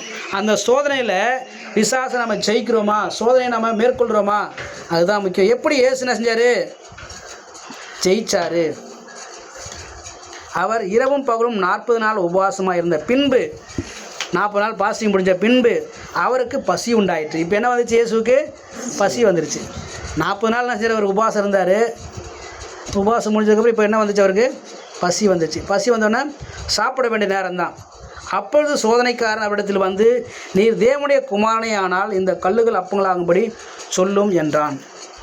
என்ன சொல்கிறார்? இப்போ பிசாசு வந்து சோதிக்கிறான். என்னன்னு? நீ கடவுளுடைய குமாரன் தானே, நீ கடவுளுடைய மனுஷன் தானே, நீங்களும் கிறிஸ்தவங்க தானே, நீங்களும் யார்? கிறிஸ்தவம் தானே, சர்ச்சுக்கு தானே போகிறீங்க, ஜபம் தானே பண்ணுறீங்க, உங்கள் வாழ்க்கையிலையும் என்ன செய்ய நீங்கள் ஏசுன்னு தானே சொல்லுங்கள், ஞாயிற்றுக்கிழமை என்ன செஞ்சுறீங்க? பைபிள் எடுத்துக்கிட்டு சர்ச்சுக்கு போயிடுறீங்களே. பிசாசு கேட்குறான், நம்மளை பார்த்து என்ன செய்யறான் பிசாசு? நீங்களும் என்ன செஞ்சீங்க? அல்லேலூயா கூட்டத்துக்கு தானே இருக்கிறீங்க அப்படின்னு சொல்லி என்ன செய்கிறான்? நம்ம ஃப்ரெண்ட்ஸ்லாம் கேட்குறாங்க, நீயும் சர்ச்சுக்கு தான்டா போகிற, நீ எப்போ பார்த்தாலும் ஞாயிற்றுக்கிழமை ஜபம் தானே சொல்லிட்டு இருக்கிற, காலையில் ஜெபம் பண்ணுற, நைட்டு ஜெபம் பண்ணுற, பைபிள் படிக்கிறேன்னு சொல்கிற அப்படி சொன்னவன் அநேக நேரங்களில் பிசாசு இப்படி கேட்பான். என்னன்னு சொல்லி கேட்குறான்? சோதனைக்கான இடத்துல வந்து இந்த கல்லுகள் அப்பங்களாகும்படி சொல்லும் என்றான். அப்பொழுது மனுஷன் அப்பத்தினாலே மாத்திரமல்ல தேவனுடைய வாயிலிருந்து புறப்படுகிற ஒவ்வொரு வார்த்தையினாலும் பிழைப்பான் என்று எழுதியிருக்கிறதே என்றார். அல்லேலூயா. இப்போ என்ன சொல்கிறாரு? ஆண்டவரால் முடியுமா முடியாதா கல் அப்பமாக மாற்றுறதுக்கு? ஆண்டவரால் முடியும். ஆனால் அது என்ன கிடையாது? சரியான முறை கிடையாது. அவன் வசனத்தை தான் சொன்னான். பிசாசு என்ன செஞ்சான்? வசனத்தை தான் சொல்கிறான். இந்த கல்லெல்லாம் என்ன செய்ய நீங்கள் அப்பமாக மாற்றி சாப்பிட்லாமே, பசியாக இருக்கிறீங்களே சொல்லி பிசாசு சொல்லும்போது ஆண்டவர் சொல்கிறாரு, மனுஷன் அப்பத்தினால மாத்திரம் இல்லை, தினமும் சாப்பிட்றோம் இல்லையா சாப்பாடு, அதனால் மாத்திரம் மனுஷன் என்ன செய்யலை? உயிர் வாழலை. அது மாத்திரம் அல்ல, தேவனுடைய வாயிலிருந்து புறப்படுகிற ஒவ்வொரு வாரத்தினாலும் பிழைப்பான். அல்லேலூயா. 40 நாள் ஆண்டவர் சாப்பிட்டாரா இல்லையா? சரீரத்துக்குரியதான ஆகாரம் இல்லை அவருக்கு, ஆனால் ஆவிக்குரிய ஆகாரம் இருந்தது. ஆனால் தான் பிசாசுக்கிட்ட கடவுளை செய்ய முடியுது, பேச முடியுது. அவன் சொன்ன வசனத்துக்கு வசனத்தாலே பதில் சொல்ல முடிஞ்சுது. ஏற்கனவே எழுதியிருக்குதுப்பா இது போல் சொல்லி சொல்லுகிறார். அது மாத்திரமா 2வதாக பார்க்கும்போது, அப்போது பிசாசு அவரை பரிசுத்த நகரத்துக்கு கொண்டு போய் தேவாலயத்துக்கு உப்பரிக்கை மேல் நிறுத்தி, நீர் தேவனுடைய குமாரனையானால் தாழ குதியும், ஏனெனில் தம்முடைய தூதர்களுக்கு உம்மை குறித்து கட்டளையிடுவார், உமது பாதம் கல்லில் இடாதபடிக்கு அவர் உம்மை கைகள் ஏந்தி கொண்டு போவார்கள் என்பதாய் எழுதியிருக்கிறதே என்று சொன்னான். பிசாசு சொல்கிறான். இப்போ என்ன சொல்கிறான்? வசனத்தை சொல்கிறான். அவனும் நீ மேலேருந்து குதிப்பா. எங்கேருந்து குதி? தேவாலயத்து மேலேருந்து நீ என்ன செய்ய குதி. தேவதூர் என்ன செய்வாங்க? கீழே விடாமல் என்ன செய்வாங்க? பாதுகாத்து கொள்வாங்கன்னு சொல்கிறான். ஆனால் ஆண்டவர் என்ன சொல்கிறார்? அதற்கு இயேசு, உன் தேவனாய கர்த்தரை பரீட்சை பாராதிருப்பாயாக என்று எழுதியிருக்கிறது. அவனுக்கு என்ன செய்கிற? ஆண்டவர் வசனத்தை தான் சொல்கிறார். அவனுக்கு உன் தேவனாய கர்த்தரை பரீட்சை கடவுள் யார்? ஆண்டவர் இயேசு கிறிஸ்து யார்? தெய்வமாக இருக்கிறார். அவரை என்ன செய்யக்கூடாது? நீ பரீட்சை பார்க்கக்கூடாது அப்படி சொல்லி அநேக அப்படி தொடர்ந்து வாசிக்கும்போது ஒரு சில காரியங்கள் அங்கே பார்க்கணும். இதை நான் ஏன் சொல்ல வரேன்னா, பிசாசு நம்மளை எதனால் தான் சோதிப்பான்? வசனத்தை சொல்லி தான் சோதிப்பான். அப்படி சோதிக்கும்போது நம்ம என்ன செஞ்சக்கூடாது? சோர்ந்து போகக்கூடாது. அப்போ நமக்கு என்ன செய்யணும்? வசனம் தெரியணும். நமக்கும் வசனம் தெரிஞ்சால் மட்டும்தான் பிசாசு கொண்டு வருவதான சோதனைகளை நம்ம ஜெயிக்க முடியும். அநேக நேரம் மற்றவங்க கேள்விலாம் கேட்பாங்க. அன்றைக்கி நேரம் மற்ற என்ன செய்வாங்க? படிக்கிறாங்களா? கவனிக்கணும். அன்றைக்கி நம்மள என்ன செய்வாங்க? மற்றவங்க வசனத்தை சொல்லி தான் கேட்பாங்க. அப்போ நமக்கு வசனம் தெரிஞ்சால் தான் அவங்களுக்கு வசனத்தின் மூலமாக பதில் சொல்ல முடியும். அப்போ வசனம் தெரியும், நம்ம என்ன செய்யணும்? வசனத்தை வாசிக்கணும், கேட்கணும். வாசிக்க முடியாதவங்க என்ன செய்யணும்? கரெக்டாக கவனமாக வாசிக்கும்பொழுது, பிரசங்கம் பண்ணும்பொழுது கேட்கணும். யார் கேட்பாத? ஆர்வமாக இருக்கிறவங்க கேட்பாங்க. ஸ்கூலில் படிக்கும்போது சொல்லுவாங்க இல்லையா, இவங்களாம் படிக்கிற பிள்ளைங்க. இவங்களாம் யார்? ஃப்ரண்ட் ரோட்டில் இருக்கிறவங்களாம் படிக்கிற பிள்ளைங்க. பின்னாடி உட்காந்துட்டுலாம் மக்கு பசங்க. அவங்களாம் செய்ய மாட்டாங்க, படிக்க மாட்டாங்க, மக்கு பசங்க சொல்லுவாங்க இல்லையா. அதுபோல் நம்ம என்ன செய்யக்கூடாது? ஒரு நாள் நம்முடைய வாழ்க்கையில் தேவாலயத்துக்கு வந்து வசனத்தை கேட்காம விட்டு போயிடக்கூடாது. ஆகாயத்து பறவை வந்து என்ன செய்யக்கூடாது? வசனத்தை பொறுக்கிட்டு போயிடக்கூடாது. வழியறியே விதைக்கப்பட்ட வசனத்தெல்லாம் என்ன செஞ்சு பிசாசு என்ன செய்கிறான்? பறவை மூலமாக வந்து என்ன செஞ்சிடறான்? பறிச்சுட்டு போயிடுறான், எடுத்துகிட்டு போயிடுறான். அதனால் நம்முடைய வாழ்க்கையில் என்ன செய்ய முடியல? பலன் தர முடியல. நாமளும் என்ன செய்யணும்? ஆசைப்படுறோம். என்ன செய்கிறோம்? ஆசைப்படுறோம். நம்மளும் என்ன செய்யணும்? கிறிஸ்தவங்களாம் மாறி கடவுளுக்கு பிரியமாக வாழணும் ஆசைப்படுறோம். அநேக நேரம் சோதனை வரும்போது பிசாசனம் கொண்டு வருதான் சோதனையில் என்ன செய்கிறோம்? விழுந்து போயிடுறோம். காரணம் வசனத்தை அவன் என்ன செய்யணும்? எடுத்துகிட்டு போயிட்டான். பிசாசு என்ன செய்யறான்? வசனத்தை எடுத்துகிட்டு போயிட்டான். அதனால் பலன் தர முடியலை. வசனம் சொல்கிறது, நான் பரிசுத்தர் ஆகினால் நீங்களும் என்ன செய்யுங்க? பரிசுத்தர். நம்ம பரிசுத்தமாக இருக்கணும், வாழணும்னா வசனம் நமக்குள்ளார கிரியை செய்ய வேண்டும். வசனம் கிரியை செய்ய முடியாதபடிக்கு பிசாசு என்ன செய்கிறான்? அநேக உபாய தந்திரங்களை பயன்படுத்தி நம்மை கரைப்படுத்தி விடுகிறான். அதில் ஒரு விஷயந்தான் சொன்னேன் போன வாரம். எப்படி அவன் கரைப்படுத்துகிறான்? ஆமாம், ஏதாவது விலங்கு மூலமாக, பறவை, பிராணி, ஏதாவது ஒரு காரியத்தின் மூலமாக என்ன செய்வான்? அவன் நம்மை கரைப்படுத்தி விடுவான். நம்ம எப்படி கரைப்படுவோம்? ஐயோ, ரொம்ப பரிதாபப்படுவோம். அந்த பிராணி மேலே என்ன செய்வோம்? நம்ம ரொம்ப பரிதாபப்பட்டு, நாய், பூனை, அப்புறம் காக்காலாம் யார்? காக்கா நமக்கு இயேசு கிறிஸ்து ஏற்றுக்கொள்ளும் முன்னாடி யார்? காக்காலாம்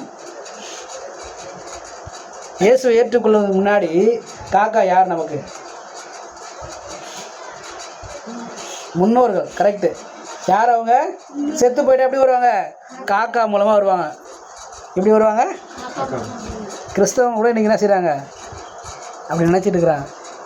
காக்கா, குருவி, நாய், பூனை, அப்புறம் எலி, விக்கிரகம். இதெல்லாம் என்னது? இதெல்லாம் விக்கிரக ஆராதனை. நம்மை கரைப்படுத்தி கொள்கிறதான காரியம். சில வீட்டில் போனாக்கா கேண்டில் வச்சுருப்பாங்க. கிறிஸ்தவங்க வீட்டில் என்ன வச்சுருப்பாங்க? கேண்டில் வச்சுருப்பாங்க. மேரி மாதா ஃபோட்டோ வச்சுருப்பாங்க. இல்லை சிலுவை வச்சுருப்பாங்க. சிலுவை தெய்வமா? ஃபோட்டோ தெய்வமா? இயேசு எப்படி இருப்பார்? இங்கே இயேசு போட்டா, இந்த இயேசு ஃபோட்டோ பார்த்துருக்கீங்களா? இது இயேசுவா? இப்படி இயேசு இருதயத்தை காமிச்சிட்டே இருக்கிறாரா? ஒரு விரல் இப்படி வச்சுட்டு இருக்கிறாரா? இது மனுஷனா செய்கிறான்? இயேசு அறியாதவங்களுக்கு புரிய வைக்கிறதுக்காக காண்பிச்சதான ஒரு உருவம் தவிர இது கிடையாது. இன்றைக்கி நாம என்ன செஞ்சுருக்கோம்? கரைப்படுத்தி கொண்டோம். அல்லேலூயா. நம்ம கரைப்படுத்துறதுக்கு பிசாசு நிறைய உபாய தந்திரங்களை வச்சுருக்கிறான். அதில் ஒன்று தானே இது போல் விஷயங்கள். ஊரும் பிராணி, பறக்கும் பறவை, நடமாடுகிறதான ஜீவன்கள். மனுஷனும் கூட என்ன ஆகிட்டாங்க? இப்போ விக்கிரக ஆராதனையாக மாறிட்டாங்க. தம்பி தூங்கக்கூடாது, முத்து கவனிக்கிறியா? அநேக நேரங்கள் என்ன செய்கிறோம்? நம்முடைய பிள்ளைங்களான நமக்கு என்னவாயிடுச்சு? விக்கிரகமாக மாறிடுச்சு. கடவுளை காட்டிலும் பிள்ளைகளை அதிகமாக நேசிச்சா என்னவாயிடுவாங்க? அவங்க விக்கிரகமாக மாறிடுவாங்க. டைம் ஆயிடுச்சா? உடம்புலாம் ஒரு மாதிரி சரி பண்ணுறியா? அதனால் யோசிக்கிறேன். என்னவாயிடுறாங்க? பிள்ளைங்க இன்றைக்கி விக்கிரகமாக மாறிட்டாங்க. ஐயோ, என் பிள்ளை என்ன பண்ணும்? அங்கே என்ன பண்ணுறது தெரியலையே, கஷ்டப்படுறது தெரியலையே. மனசெல்லாம் எங்கே இருக்குது? பிள்ளை மேலே தனியாக விட்டு வந்தேன். குழந்தை தூங்கிட்டு இருக்கிறானா தெரியல, விளையாடுறானா தெரியல, வேலைக்கு போனானா எப்படி இருக்கான்னு தெரியலையே, வேலை செய்யலாம் எப்படி கஷ்டமான வேலை கொடுத்துருக்காங்களா தெரியலையே, என் பிள்ளைங்க கஷ்டமான வேலை செய்தா. நம்ம மனசில் என்ன பண்ணுது? இது அப்படியே பதச்சிக்கிட்டே இருக்குது, அப்படியே அடிச்சுக்கிட்டே இருக்குது. ஐயோ, என் பிள்ளை எப்படி இருக்குது, என் பிள்ளை இருக்குது. இன்றைக்கி அநேக நேரங்களில் நம்ம என்ன செய்கிறோம்? நம்முடைய பிள்ளைகளை விக்கிரகமாக மாற்றிடுறோம். கடவுளுக்கு கொடுக்க வேண்டிய அந்த முதல் இடத்தை நம்ம கொடுக்காம. சில வீட்டில் சின்ன குழந்தை பிறந்துச்சுன்னா அந்த வீட்டில் இருக்க என்ன செய்வாங்க எல்லாரும் சத்தமே போடக்கூடாது, அமைதியாக இருக்கணும். ஏன் குழந்தை தூங்குது எழுந்துச்சிக்கிச்சுன்னா என்ன பண்ணுறது? அது திரும்ப தூங்குறதுக்கு ரொம்ப கஷ்டம். இது போல் அநேக நேரங்களில் வயசானவங்களை என்ன செஞ்சிடறோம், நம்ம தெய்வமாக மாற்றிடுறோம். வயசானவங்களை என்ன செய்கிறோம், தெய்வமாக மாற்றிடுறோம். ஏதாவது ஒரு விஷயமா நேராக காலில் விழுந்து சாஷ்டாகமாக நீங்கள் என்ன ப்ளஸ் பண்ணுங்கள், நீங்கள் என்ன ஆசீர்வதிங்க. ஆசீர்வதிக்கிறவர் யார்? ஆண்டவராகிய இயேசு கிறிஸ்து. இயேசு கிறிஸ்து காலில் மட்டும்தான் நம்ம விழணும். மரியாதை கொடுக்கணும். பெரியவங்களுக்கு என்ன செய்யணும்? மரியாதை கொடுக்கணும், அவங்கள கனப்படுத்தணும். ஏன்னா முதியோர் இடத்துல ஞானம் இருக்குது, ஞானம் விளங்குது அவங்கக்கிட்டன்னு சொல்லி வசனம் சொல்லுது. முதியோர் எப்படி இருக்கிறாங்க? நமக்கு ஞானத்தை கற்றுக் கொடுக்கக்கூடிய அனுபவம் அவங்கக்கிட்டலாம் இருக்குது. ஆனால் அவங்கள என்ன செய்யணும்? கனப்படுத்தணும், அவங்கள மதிக்கணும். ஆனால் அவங்கள தெய்வமாக என்ன செஞ்சிடக்கூடாது? ஒரு நாளும் இறந்து போனவங்களையும் தெய்வமாக வைக்கக்கூடாது, உயிரோடு இருக்கிறவங்களையும் தெய்வமாக வைக்கக்கூடாது. சின்ன பிள்ளைங்களையும் குழந்தையும் என்ன செய்யக்கூடாது? தெய்வமாக நினச்சின்னா ஐயோ என் சாமி கொஞ்சம் போது சொல்லுவோம் இல்லையா, என் சாமி அப்புறம் சொல்லு வாயில் வந்துட்டு போயிடுச்சு, என் குல தெய்வம் அப்புறம் நிறையா சொல்லுவோம் இல்லையா, அதெல்லாம் சொல்லலாமா? தங்கம் வயரம் சொல்லலாம், சாமின்னு சொல்லக்கூடாது. யார் தான் சாமி? இயேசு மட்டும்தான் சாமி, இயேசு மட்டும்தான். ஏன்னா அவர் மட்டும்தான் சர்வ வல்லமை உள்ளவர். நம்ம குழந்தைக்கு என்ன வந்துடும்? சளி பிடிச்சிடும், கோல்டு ஆகிடும், ஜுரம் வந்துடும். ஆனால் ஆண்டவருக்கு வருமா? இதெல்லாம் தெரியாதனால நம்ம என்ன செய்கிறோம்? நம்மை நாமே கரைப்படுத்திக் கொள்கிறோம். பிசாசுனுடைய ஒரு தந்திரம் இது. என்ன இது? பிசாசுடைய தந்திரம். நம்மளாம் என்ன செஞ்சிடக்கூடாது? பரிசுத்தமாக வாழக்கூடாது. கடவுள் சொல்லியிருக்கார், நான் பரிசுத்தர் ஆகியால் நீங்களும். நான் எடுத்துகிட்டு வந்த சாப்டரு அந்த சப்ஜெக்டையே விட்டுட்டு நான் வேறு ஏதோ சொல்கிற மாதிரி தெரியுது. ஆனால் எல்லாம் இதோட சேர்ந்துருக்கு, இதோட சேர்ந்தா இருக்குது, வசனத்தோடு சேர்ந்தா இருக்குது. நம்மளாம் எப்படி இருக்கணுமா? பரிசுத்தமாக இருக்கணும்னு சொல்லி கடவுள் விரும்புகிறாரு.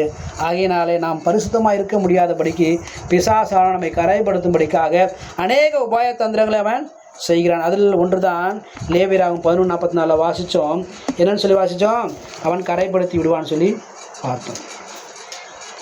அப்படின்னா நம்மை தீட்டுப்படுத்தக்கூடியதான கரைப்படுத்தக்கூடியதான காரியங்கள் என்ன என்று சொல்லாமல் அறிந்து கொள்ள வேண்டும். ஒரு வசனத்தை வாசிக்கலாம்.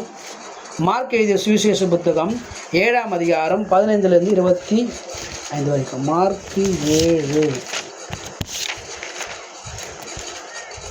எடுத்துட்டேன், 15லேருந்து வாசிமா. மனுஷனுக்கு புறம்பே இருந்து அவனுக்குள்ளே போகிறதொன்றும் அவனை தீட்டுப்படுத்த மாட்டாது. அவன் உள்ளத்திலிருந்து புறப்படுகிறவைகளே அவனை தீட்டுப்படுத்தும். அல்லேலூயா. மனுஷனுக்கு புறம்பே இருந்து அவனுக்குள்ளே போகிறதொன்றும் அவனை தீட்டுப்படுத்த மாட்டாது. மனுஷனுக்கு எங்கேருந்தா? வெளியிலிருந்து வர்றதை எதுவுமே என்ன செஞ்சாதான் மனுஷனை தீட்டுப்படுத்தாதான். ஆனால் உள்ளிருந்து வெளியே வர்றது தான் மனுஷனை தீட்டுப்படுத்தும் சொல்லி அங்கே பார்க்குறோம்.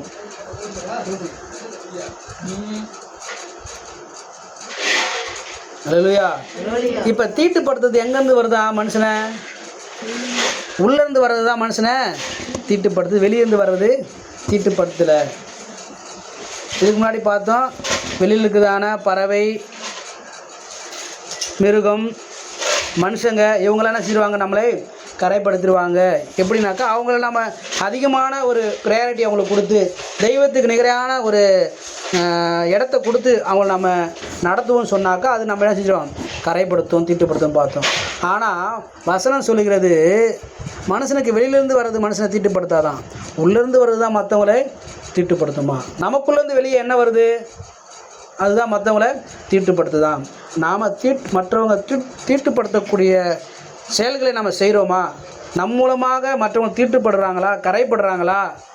அதை நம்ம பார்க்கணும். வாசனை தொடர்ந்து வாசிக்கும் பொழுது,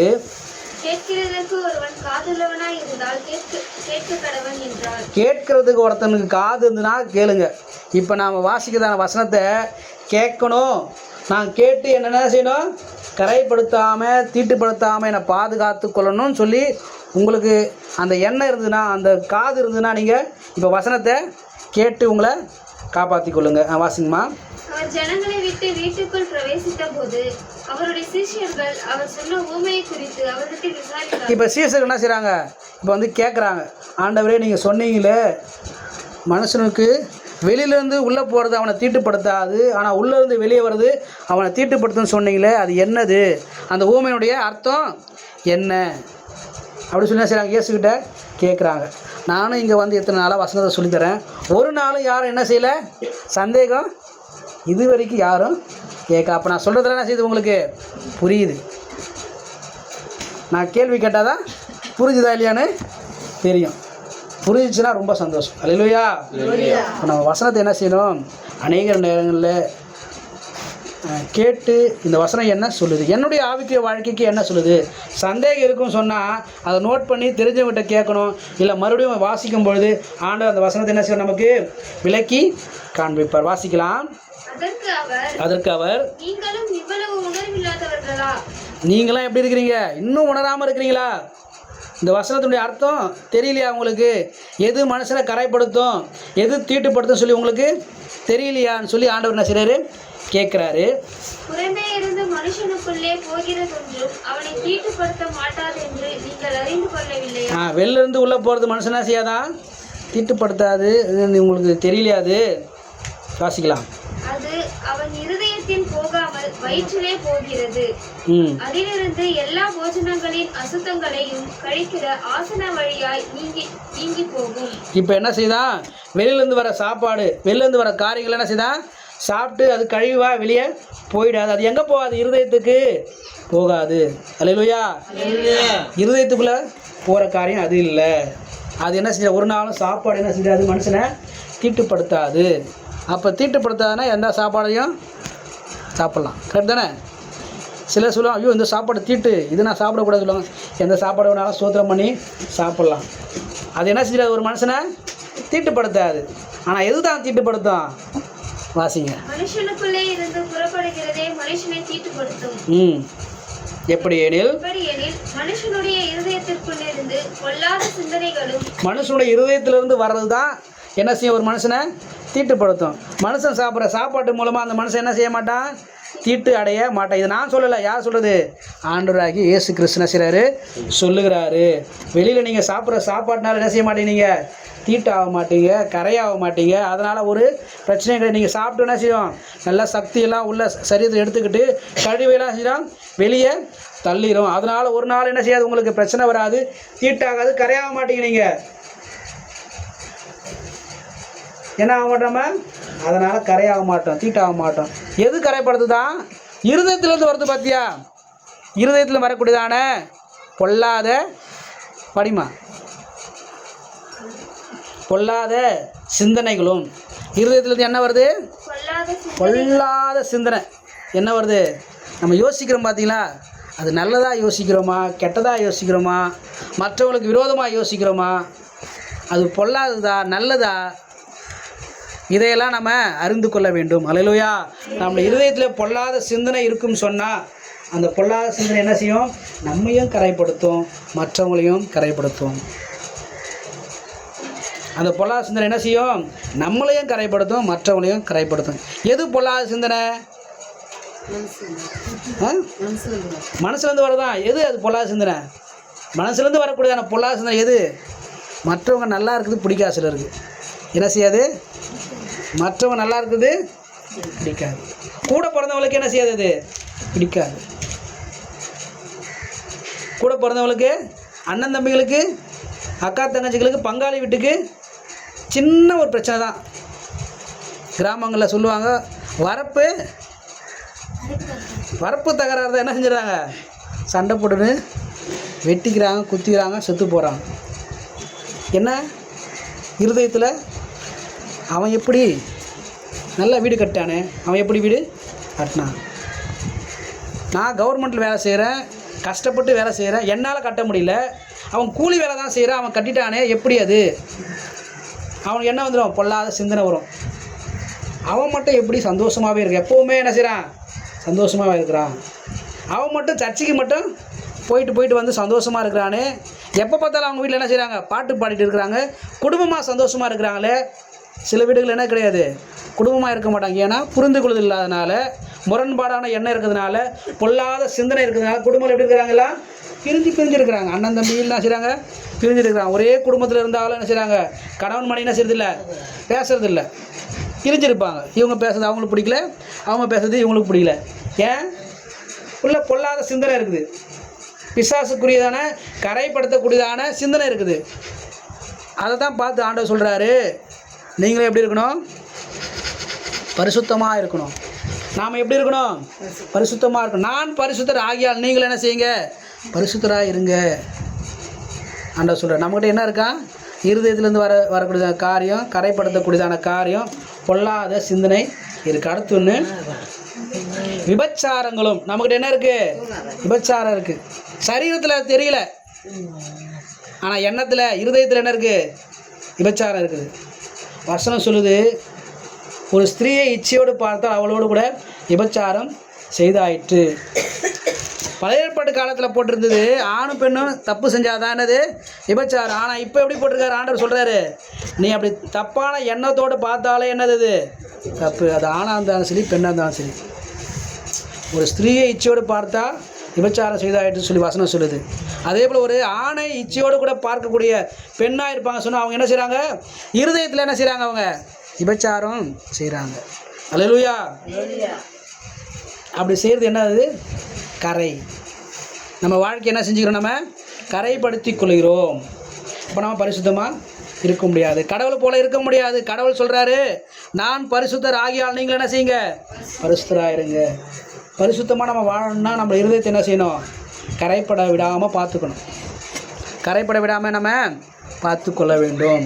அநேக நேரங்களில் கரைப்படுத்துவதற்கு, கரை உண்டாக்குவதற்கு பிசாசு என்ன செய்கிறான், அநேக உபாய தந்திரங்களை கொண்டு வரும். அதை நம்ம தெரிஞ்சுக்காதனால நம்ம என்ன செஞ்சிடறோம், அநேக நாங்கள் இடறி போயிடுறோம், கரைப்பட்டுடுறோம். பொறாமை எண்ணம் வந்துடுது, பொல்லாத சிந்தனை வந்துடுது. சிந்தனை வந்து நம்ம கரைப்பட்டுடுறோம். அண்ணன் தம்பி 2 பேர் இருப்பாங்க ஒரு வீட்டில், இல்லை அக்கா தங்கச்சி இருப்பாங்க, ட்ரெஸ் எடுத்துருப்பாங்க. 2 பேருக்கு என்ன செய்யிருப்பாங்க, அப்பா அம்மா ட்ரெஸ் எடுத்துருப்பாங்க, நல்ல ட்ரெஸ்ஸாக எடுத்துருப்பாங்க. எந்த தகப்பனும் எந்த தாயும் தன்னுடைய பிள்ளை வந்து கவனினா, எந்த பெற்றோரும் தான் பிள்ளை வந்து அசிங்கப்படணும், கெட்டு போகணும், அவமானப்படணும்னு சொல்லி நினைக்கவே மாட்டாங்க. என்ன செய்ய மாட்டாங்க, நினைக்கவே மாட்டாங்க. அதிலும் கிறிஸ்தவங்க என்ன செய்ய மாட்டாங்க, ஒரு நாளும் நினைக்க மாட்டாங்க. அப்படி நினச்சா அவங்க யாரும் கிடையாது, பெற்றோரே கிடையாது. எந்த ஒரு பெற்றோர் என்ன செய்ய மாட்டாங்க, அப்படி நினைக்க மாட்டாங்க. ஆனால் பிள்ளைகளுக்கு என்ன செய்கிறாங்க, கவனிங்க, என்னாச்சு அவனுக்கு, விடுங்க. அப்போ பிள்ளைங்க வந்து தன்னுடைய பெற்றோர் கொடுக்குறதான எந்த ஒரு காரியம் இருந்தாலும் அது என்ன செய்ய நம்ம சந்தோஷமாக வாங்கிக்கணும். சாப்பாடு போட்டாலும் சரி, அது நல்ல ஒரு ட்ரெஸ் வாங்கி கொடுத்தாலும் சரி, இல்லை காசு கொடுத்தாலும் சரி, எதுவாக இருந்தாலும் சரி, பெற்றோர் செய்யும்போது அது சந்தோஷமாக வாங்கி கொள்ள வேண்டும். பெரியவங்க செய்யும்போது என்ன செய்ய நம்ம சந்தோஷமாக வாங்கி கொள்ள வேண்டும். அதில் நம்ம என்ன செய்யக்கூடாது, அவளுக்கு எடுத்த ட்ரெஸ்ஸு மட்டும் என்ன செய்யுது, நல்லா டிசைனாக இருக்குது, கலராக இருக்குது, எனக்கு மட்டும் டிசைன் நல்லாவே இல்லை, கலர் நல்லாவே இல்லை. எனக்கு மட்டும் சாம்பார், அவனுக்கு மட்டும் முட்டை சிக்கன் கொடுக்குறாங்க. அம்மாவுக்கு தான் தெரியும் எந்த பிள்ளை எப்படி இருக்குன்னு சொல்லி. சில பிள்ளைங்க என்ன செய்வாங்க, நோஞ்சாண்டியாக இருப்பாங்க. என்ன செய்வாங்க, நோஞ்சாண்டியாக இருப்பாங்க. என்ன தான் சாப்பிட்டாலும் அவங்க என்ன செய்யுது, உடம்புல சக்தி ஏறாது. அதுக்கு என்ன செய்வாங்க அம்மா, அது கொஞ்சம் எக்ஸ்ட்ரா கேர் பண்ணி ஒரு சில விஷயங்களாக செய்வாங்க. ஆனால் பிள்ளைகளுக்கு என்ன வந்துடும், கரை வந்துடும். என்ன வந்துடும், கரை வந்துடும் உள்ளார. எப்படி அம்மா அவங்கள மட்டும் நிறையா நேசிக்கிறாங்க. எங்கள் வீட்டில் எனக்கு 2 பெண் பிள்ளைகள் இருக்கிறாங்க. 2 பெண் பிள்ளைகளும் நான் என்ன செய்கிறேன், 2 பேரும் சமமாக தான் நேசிக்கிறேன். இப்போ வரைக்கும் நான் செய்கிறேன், 2 பேரும் சமமாக தான் நேசிக்கிறேன். ஆனால் அவங்க 2 பேருக்கும் அப்பா என்ன தான் அதிகமாக நேசிக்கிறாரு, என்ன அவர் கண்டுக்கிறதே இல்லை. 2 பேருக்குள்ளே என்ன செஞ்சிடும், ஒரு போராட்டம் வந்துடும். 2 பேரில் ஒருத்தர் கொஞ்சம் சோர்வாக இருக்கிறாங்க, அவங்க கொஞ்சம் பலவீனமாக இருக்காங்கனாக்கா என்ன செய்வாங்க, பலனாக இருக்கிறவங்க அவங்கள தாங்கி பிடிப்பாங்க. பெற்றோர் என்ன செய்வாங்க, தாங்கி பிடிப்பாங்க. அவங்களுக்கு இருக்கிறதான பலவீனத்தை சரி செய்வதற்கு, அது தெரியாமல் இருக்கிறதுக்கு, அவங்களுடைய குறையை அவங்களுக்கு தெரியாமல் இருக்கிறதுக்கு பெற்றோர் என்ன செய்வாங்க, அநேக நேரங்களில் அவங்களுக்கு உதவி ஒத்தாசை செய்வாங்க. ஆனால் அதை புரிஞ்சு கொள்கிறாங்களா பிள்ளைங்க, புரியாதனால அவங்க வாழ்க்கையில் கரை உண்டாகுது. அப்பா என்னை வந்து கம்மியாக தான் நேசிக்கிறாரு, என் மேலே அப்பா வந்து அக்கறை கம்மியாக வச்சுருக்கிறாரு, ஆனால் அவன் மேலே மட்டும் அக்கறை கொஞ்சம் அதிகமாக வச்சுருக்கிறாரு. தம்பி மேலே மட்டும் என்ன இருக்குது? அக்கறை அதிகமாக இருக்குது. ஒரு சில குடும்பங்களில் வாய்ப்பு கிடைக்கிறதுக்கு ஏற்றா போல் பிள்ளைகள் என்ன செய்வாங்க, பெற்றோர் அவங்களுக்கு செய்வாங்க. அதுக்காக அவங்கள மட்டும்தான் பெற்றோர் நேசிக்கிறாங்க. இவங்களெலாம் வந்து எனக்கு தெரிஞ்சு நானும் அப்படி யோசிச்சுருக்கிறேன். நான் செஞ்சுருக்கேன், அப்படி யோசிச்சுருக்கிறேன். ஆனால் தவறுன்னு சொல்லி வேதவசனங்களை வாசிக்கும்போது தான் புரிஞ்சுக்கிட்டேன். எங்கள் வீட்டில் 4 பேர் இருந்தாங்க. ஒரு அண்ணன், ஒரு அக்கா, அடுத்து நான், அதுக்கடுத்து என் தம்பி. அண்ணன் அக்கா வந்து நான் படிக்கிறதுக்கு முன்னாடி, பள்ளிக்கூடம் போகிறதுக்கு முன்னாடியே அவங்க நின்றுட்டாங்க. பள்ளிக்கூடம் போகல, அதிகமாக படிக்கல. அவங்க அக்கா வந்து 5வது வரைக்கும் தான் படித்தாங்க. அண்ணன் 8வது வரைக்கும் படித்தார். அதுக்கு மேலே போகல. குடும்பத்தில் தான வறுமை நிமித்தமாக அவங்க என்ன செஞ்சாங்க, வேலைக்கு போக வேண்டியதாக சூழ்நிலை வந்தது. எங்கள் 2 பேரையும் படிக்க வச்சாங்க. என்னையும் என் தம்பி என்ன செஞ்சாங்க, படிக்க வச்சாங்க. கஷ்டப்பட்டு தான் படிக்க வச்சாங்க. சாப்பாட்டுக்கே வழி இருக்காது, ரொம்ப கஷ்டப்பட்டு தான் படிக்க வச்சாங்க. நான் கவர்மெண்ட் ஸ்கூலில் படித்தேன். நான் என்ன படித்தேன், கவர்மெண்ட் ஸ்கூலில் படித்தேன். 2வது எனக்கு வந்து என்ன கிடச்சதுனாக்கா, நாங்கள் வசிச்சுதான அந்த பகுதியில் ஒரு வேர்ல்டு விஷன் வந்து ஒரு சில பிள்ளைகளை, கஷ்டப்பட்ட குடும்பத்தில் இருக்கிற பிள்ளைகளை தத்தெடுத்து அவங்களுக்கு படிப்புக்கு வேண்டியதான காரியங்களாக சப்போர்ட் பண்ணாங்க. அதில் நான் தான் செலக்ட் ஆனேன், என் தம்பி கிடையாது. எனக்கு தான் நிறைய ஸ்பான்சர்ஸ்லாம் கிடைச்சிது. எங்கள் அம்மாவோ எங்கள் அப்பாவோ வந்து இல்லை, கடைசி பையனுக்கு தான் அதை செய்யணும், இந்த பையனுக்கு செய்யக்கூடாது ஒரு நாளும் சொல்லலை. ஏன்னா 2 பேரும் நேசிக்கிறாங்க. ஆனால் அவன் வந்து ப்ரைவேட் ஸ்கூலில் படித்தான். என் தம்பி எப்படி படித்தானா, ப்ரைவேட் ஸ்கூலில் தான் படித்தான். 1வதுலேருந்து எதில் படித்தான், ப்ரைவேட் ஸ்கூலில் படித்தான். நான் 1வதுலேருந்தே கவர்மெண்ட் ஸ்கூலில் தான் படித்தேன். இதுக்காக ஒரு கண்ணில் வெண்ணையும் ஒரு கண்ணில் சுண்ணாம்பு வச்சுட்டா இருப்பாங்க. நம்ம நினச்சிப்போம் அப்படி. என் தம்பியை மட்டும் ப்ரைவேட் ஸ்கூலில் படிக்க வச்சாங்க, என்னை மட்டும் பற்றியா கவர்மெண்ட் ஸ்கூலில் படிக்க வச்சிட்டாங்களே அப்படி ரொம்ப நாள் எனக்கு என்ன செய்யுது, மனசில் தோணுச்சு. என்னதான் இருந்தாலும் தம்பியை கொஞ்சம் என்ன செய்கிறாங்க, கடைசி பையனை நேசிக்கிறாங்க, பாசமாக இருக்காங்க. மூத்த பிள்ளை என்ன செய்கிறாங்க, அவங்க என்ன இருந்தாலும் அண்ணன் மேலே ரொம்ப பாசமாக இருக்கிறாங்க எங்களை காட்டிலும். அப்படிலாம் யோசிச்சிருக்கிறேன் நான். அதெல்லாம் தப்புன்னு சொல்லி வேத வசனங்களை வாசிக்கும்போது தான் நான் புரிந்து கொண்டேன். அல்லேலூயா. எந்த தாயும் தகப்பனும் தன்னுடைய பிள்ளைங்களை என்ன செய்ய மாட்டாங்க, வேறுபடுத்தி பார்க்க மாட்டாங்க, வேறுபடுத்தி அன்பு பாசத்தை பொழிய மாட்டாங்க. எல்லோரும் சமமாக தான் நினைப்பாங்க. ஆனால் பிசாசு என்ன செய்வான், நம்ம இருதயத்தில் பொல்லாத சிந்தனையை கொண்டு வந்து கரைப்படுத்துவான். பொல்லாத சிந்தனையை கொண்டு வந்து கரைப்படுத்துவான். எப்படி தான் நம்மளை வந்து அப்பா அம்மா நேசித்தாலும் நேசிக்கலனாலும் நீங்கள் திருப்பி செலுத்துறீங்க பார்த்தீங்களா அன்பு, நீங்கள் பாராட்டுறீங்க பார்த்தீங்களா அந்த கரிசனை அரவணைப்பு, வயதான காலத்தில் அப்பா அம்மாவை நீங்கள் பார்த்துக்கிறீங்க பார்த்தீங்களா, அதை வச்சு தெரிஞ்சுக்கலாம் உங்கள் மனசில் நீங்கள் எப்படி அப்பா அம்மாவை நினச்சிங்க, எப்படி நினச்சிங்க, எப்படி அவங்கள நீங்கள் பராமரிச்சிங்க, அதை வச்சு தெரிஞ்சுக்கலாம். ஏன்னா அநேக நேரங்கள் நாம் கரைப்பட்டு போவதற்கு அநேக உபாயத்தந்திரங்களை பிசாசம் என்ன செய்கிறான், கொண்டு வருகிறான். அதை முதல்ல அவன் என்ன செய்கிறான், இருதயத்தில் போட்டுடுறான். அந்த கரை எங்கே போடுறான், இருதயத்தில் போடுறான். பொல்லாத சிந்தனையை கொண்டு வந்துடுறான், விபச்சாரத்தை கொண்டு வந்துடுறான். அடுத்து வேசித்தனம், சொல்லிட்டு செய்யாமல் போகிறது, ஏமாத்துறது. என்ன அநேக நேரங்களில் ஏமாத்துறது, கடவுளை ஏமாத்துறது, மனுஷனை ஏமாத்துறன்னு நினச்சிக்கிட்டு நம்ம என்ன செஞ்சிடறோம், கடவுளை ஏமாத்திடுறோம். அநேக நேரங்கள் நம்ம என்ன செஞ்சிடறோம், எங்கள் அம்மா பார்க்கல, எங்கள் அப்பா பார்க்க, எங்கள் அப்பாவுக்கு தெரியாது, இது எங்கள் அம்மாவுக்கு தெரியாது. சில வீடுகள் அப்பா மேலேனா பெரியவங்க அண்ணன் அக்கா இருப்பாங்க, மாமா இருப்பாங்க, பெரியப்பா இருப்பாங்க, தாத்தா பாட்டி இருப்பாங்க. அவங்க தானே செய்வாங்க அந்த குடும்பத்தை நிர்வகிப்பாங்க. அவங்களுக்கெல்லாம் தெரியல, நான் மறைச்சிட்டேன், அவங்களாம் பார்க்கல, அதனால் தப்பு செஞ்சால் ஒன்றும் தப்பு இல்லைன்னு வச்சுக்கோங்க. ஆனால் கடவுளை நம்ம என்ன செய்கிறோம், ஏமாத்துறோம். அதுக்கு உதாரணமாக ஒரு வசனம் இருக்குது. வசனத்தை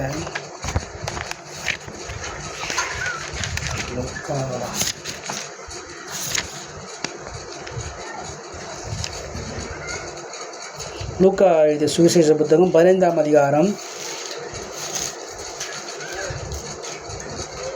21ஆம் வசனம். அந்த இடத்துல பார்க்குறோம், ஒரு தகப்பனுக்கு 2 குமாரர் இருந்தாங்க. அந்த 2 குமாரர்களில் ஒரு குமாரன் என்ன செஞ்சிட்டான், தன்னுடைய தகப்பன்கிட்ட வந்து, தகப்பனே என் ஆஸ்தி எனக்கு என்ன செய்யுங்க, பிரித்து கொடுங்க, என் பாகத்தை எனக்கு பிரித்து கொடுங்க சொல்லி வாங்கிட்டு அவன் என்ன செய்யறான், ரொம்ப தூரம் போயிட்டு தன்னுடைய ஆஸ்தி என்ன செய்கிறான், செலவழித்து காலியானதுக்கப்புறம் இப்போ என்ன செய்கிறான், தகப்பன்கிட்ட வரான். வந்து எப்படி நம்ம மன்னிப்பு கேட்குறான், அவன் அதை வாசிக்கிற 27வது வசனம் வாசிங்க. குமாரன் தகப்பனை நோக்கி, குமாரன் தகப்பனை நோக்கி, அப்பா தகப்பனே, தகப்பனே, பரத்துக்கு விரோதமாகவும் பரலோகத்துக்கு விரோதமாகவும் உமக்கு முன்பாகவும் உமக்கு முன்னாடியும் பாவம் செய்துட்டேன். இனிமேல் உம்முடைய குமாரன் என்று இனிமேல் உன் குமாரன் உன் பிள்ளைன்னு சொல்கிறதுக்கு நான் என்ன இல்லை, நான் பாத்திரன் நான் தகுதி இல்லை. அப்பா அவன் சொல்கிறான், அப்பா கிட்ட வந்து நான் கடவுளுக்கு முன்னாடியும் உமக்கு முன்னாடியும் பாவம் செஞ்சுட்டேன். இனி நான் வந்து உங்கள்கிட்ட வந்து நான் உன் பையன்னு சொல்கிறதுக்கு தகுதி இல்லை. இப்போ அவன் யாருக்கு தப்பு செஞ்சான், யார்கிட்ட வந்து துரோகம் பண்ணவன்? தகப்பன்கிட்ட தான் என்ன செஞ்சான்? அவன் வந்து அவனுடைய பாகத்தை கேட்டு தகப்பனை தான் என்ன செஞ்சான்? ஏமாற்றி பணத்தை எடுத்துகிட்டு போனான் செலவு பண்ணுறதுக்கு. ஆனால் வந்து அவன் மன்னிப்பு எப்படி கேட்குறான் பார்த்தீங்களா? கடவுளுக்கும் முன்னாடி என்ன செய்கிறேன், நான் தப்பு செய்துட்டேன். எப்போ உணர்ந்தான் அதை? அவனுடைய பணம்லாம் காலி ஆயிடுச்சு. வீட்டில் இருக்கிற சூழ்நிலையை பார்த்தான். வீட்டில் வேலைக்காரர்கள் எப்படி இருக்கிறாங்க? நல்ல சாப்பாடு சாப்பிட்றாங்க, சந்தோஷமாக இருக்கிறாங்க. ஆனால் நான் இப்போ வந்து இங்கே வந்து என்ன செய்கிறேன், கஷ்டப்படுறேனே, எங்கள் அப்பாவை ஏமாற்றிட்டேனே அப்படி நினைக்கும் போது தான் தெரியுது, அப்பாவை மட்டும் நான் ஏமாற்றலை. யாரை ஏமாற்றிட்டேன்? கடவுளையும் ஏமாற்றிட்டேன். அவன் வந்து மன்னிப்பு கேட்குறான். தகப்பனே, நான் என்ன செஞ்சேன்? பரலோகத்தில் இருக்குதான கடவுளுக்கு முன்னாடியும் உமக்கு முன்னாடியும் என்ன செஞ்சானே தப்பு செய்துட்டேன், என்ன மன்னிங்க. அநேக நேரம் நம்ம என்ன செய்கிறோம், நம்முடைய தவறு இந்த வேசித்தனம் இருக்கு இல்லையா? வேசித்தனம்னா அதுக்கு என்ன அர்த்தம்னா, கடவுளை நம்ம என்ன செய்கிறோம், ஏமாத்துறதான காரியம். கடவுளை ஏமாத்துறதான காரியம். புருஷனுக்கு தெரியாமல் மனைவியும், மனைவிக்கு தெரியாமல் புருஷனும் ஏமாற்றுவாங்க தெரியுங்களா? சில வேலைகளில் எந்த விஷயத்தில் அதிகமாக ஏமாற்றுவாங்க சொன்னால், காசு விஷயத்தில் என்ன செய்வாங்க, அதிகமாக ஏமாற்றுவாங்க. என்ன செய்வாங்க, வீட்டுக்காரருக்கு தெரியாமல் இவங்க என்ன செய்வாங்க, காசை சேர்த்து விற்பாங்க. அவங்க என்ன செய்வாங்க, கணவருக்கு தெரியாமல் பொண்டாட்டிக்கு தெரியாமல் புருஷனும், புருஷனுக்கு தெரியாமல் கணவன் என்ன செய்வாங்க, அப்படி காசு விஷயத்தில் தான் முதல்ல ஆரம்பிப்பாங்க. நல்ல காரியம்தான் என்ன செய்வது, சேர்த்து வைக்கிறது நல்ல காரியம்தான்.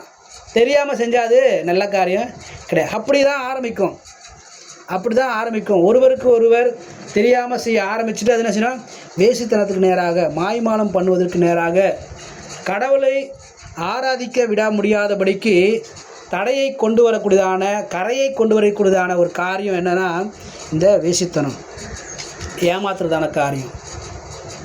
ஒரு கணவன் இருக்கும்போது இன்னொரு கணவன்கிட்ட போனால் தப்பு இல்லையா? ஒரு மனைவி இருக்கும்போது இன்னொரு மனைவிகிட்ட போனால் தப்பு இல்லையா? அது என்னது, இது தப்பு நமக்கு தெரியுது. அது என்னது, ஏமாத்துவதான காரியம், வேசித்தனத்துக்கு நிகரான ஒரு காரியம். அநேக நேரங்களில் நம்ம என்ன செஞ்சிடறோம், நம்ம இருதயத்தில் அப்படிப்பட்டதான வேசித்தனம்.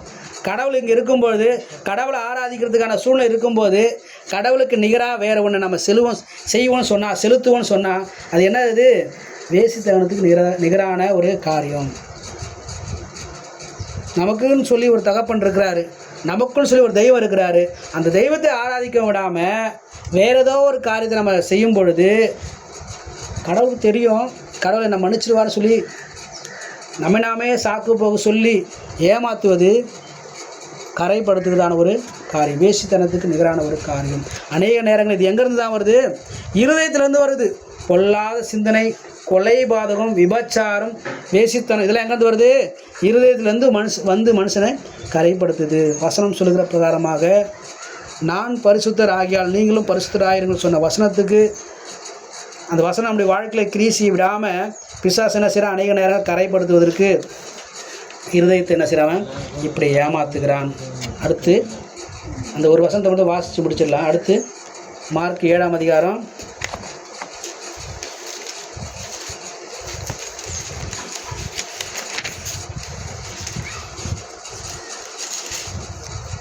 வேசித்தனங்களும் கொலை பாதகங்களும், கொலை செய்கிறதுக்கு அளவுக்கு துணிவான்.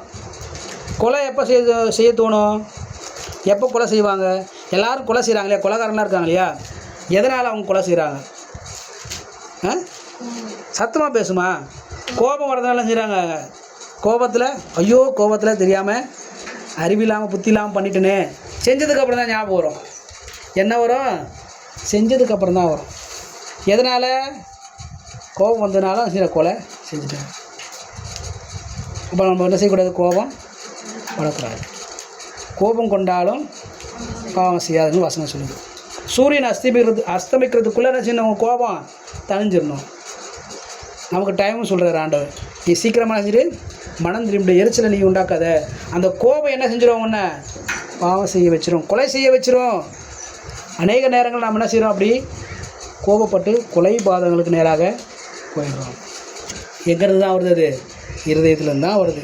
இருதயத்தை கரைப்படுத்துவதற்கு பிசாசான கொண்டு வருவதான உபாய தந்திரங்கள் இவைகள்லாம் அது நம்ம என்ன செய்யணும், நம்ம காத்துக்கொள்ள வேண்டும். அப்படி காத்துக்கொள்ளும்போது தான் நம்ம என்ன செய்வோம், கடவுள் எப்படி பரிசுத்தராக இருக்கிறாரோ அதுபோல் நாமும் பரிசுத்தராய் வாழ முடியும். அல்லேலூயா. இதனை தொடர்ச்சி அடுத்த வாரங்கள் நாம் பார்க்கலாம். ஆகையினால் நம்முடைய வாழ்க்கையிலே கர்த்தர் நமக்கு கொடுத்ததான தருணங்களை நாம் என்ன செய்யணும், பயன்படுத்தி கொள்ள வேண்டும். கரைப்படுத்துவதற்கு நிகராக எந்த ஒரு செயலையும் நாம் செய்யக்கூடாது. நம்மை நாமே இந்த மத்தியான வேளையிலே ஆராய்ந்து பார்த்து, ஆண்டவரே, நான் கரைப்படுவதற்கு ஏதுவான சில சூழ்நிலைகளுக்கு போனாலும் நான் கரைப்பட முடியாதபடிக்கு, கரைப்படுத்திக்கொள்ளாதபடிக்கு என்னை நான் பாதுகாத்துக்கொள்ள எனக்கு உதவி செய்யுங்க ஆண்டவர் சொல்லி ஆண்டவரத்தில் நாம் கேட்போம். இந்த மத்தியான வேலை நாம கடவுளுடைய சமூகத்தை விட்டு கொடுப்போம். ஆண்டவரத்தில் கேட்போம். எல்லாரும் ஆண்டவரத்தில் முழங்கால் படிக்கிட்டு ஆண்டவரத்தில் கேட்கலாம். ஆண்டவரே, நான் என்னுடைய வாழ்க்கையை நான் கரைப்படுத்தி கொள்ளாமல் பாதுகாத்துக்கொள்ள எனக்கு உதவி செய்யுங்க ஆண்டவரே. என் இருதயம் கரைப்பட்டு போகக்கூடாது ஆண்டவரே. என் இருதயம் பாதுகாக்கப்படணும், பரிசுத்தமாக இருக்கணும் ஆண்டவரே. என் இருதயத்தில் பொல்லாத சிந்தனைகள் வரக்கூடாது, விபச்சாரம் வரக்கூடாது, வேசித்தனம் வரக்கூடாது ஆண்டவரே. கொலைபாதங்கள் என்னுடைய இருதயத்தில் வரக்கூடாது ஆண்டவரே. என் இருதயம் பாதுகாக்கப்பட, என் இருதயம் இந்த கரைப்படாதபடிக்கு ஆண்டவரே பாதுகாக்கப்பட எனக்கு உதவி செய்யுங்க சொல்லி ஆண்டவரத்தை கேட்கலாம். ஹல்லேலூயா.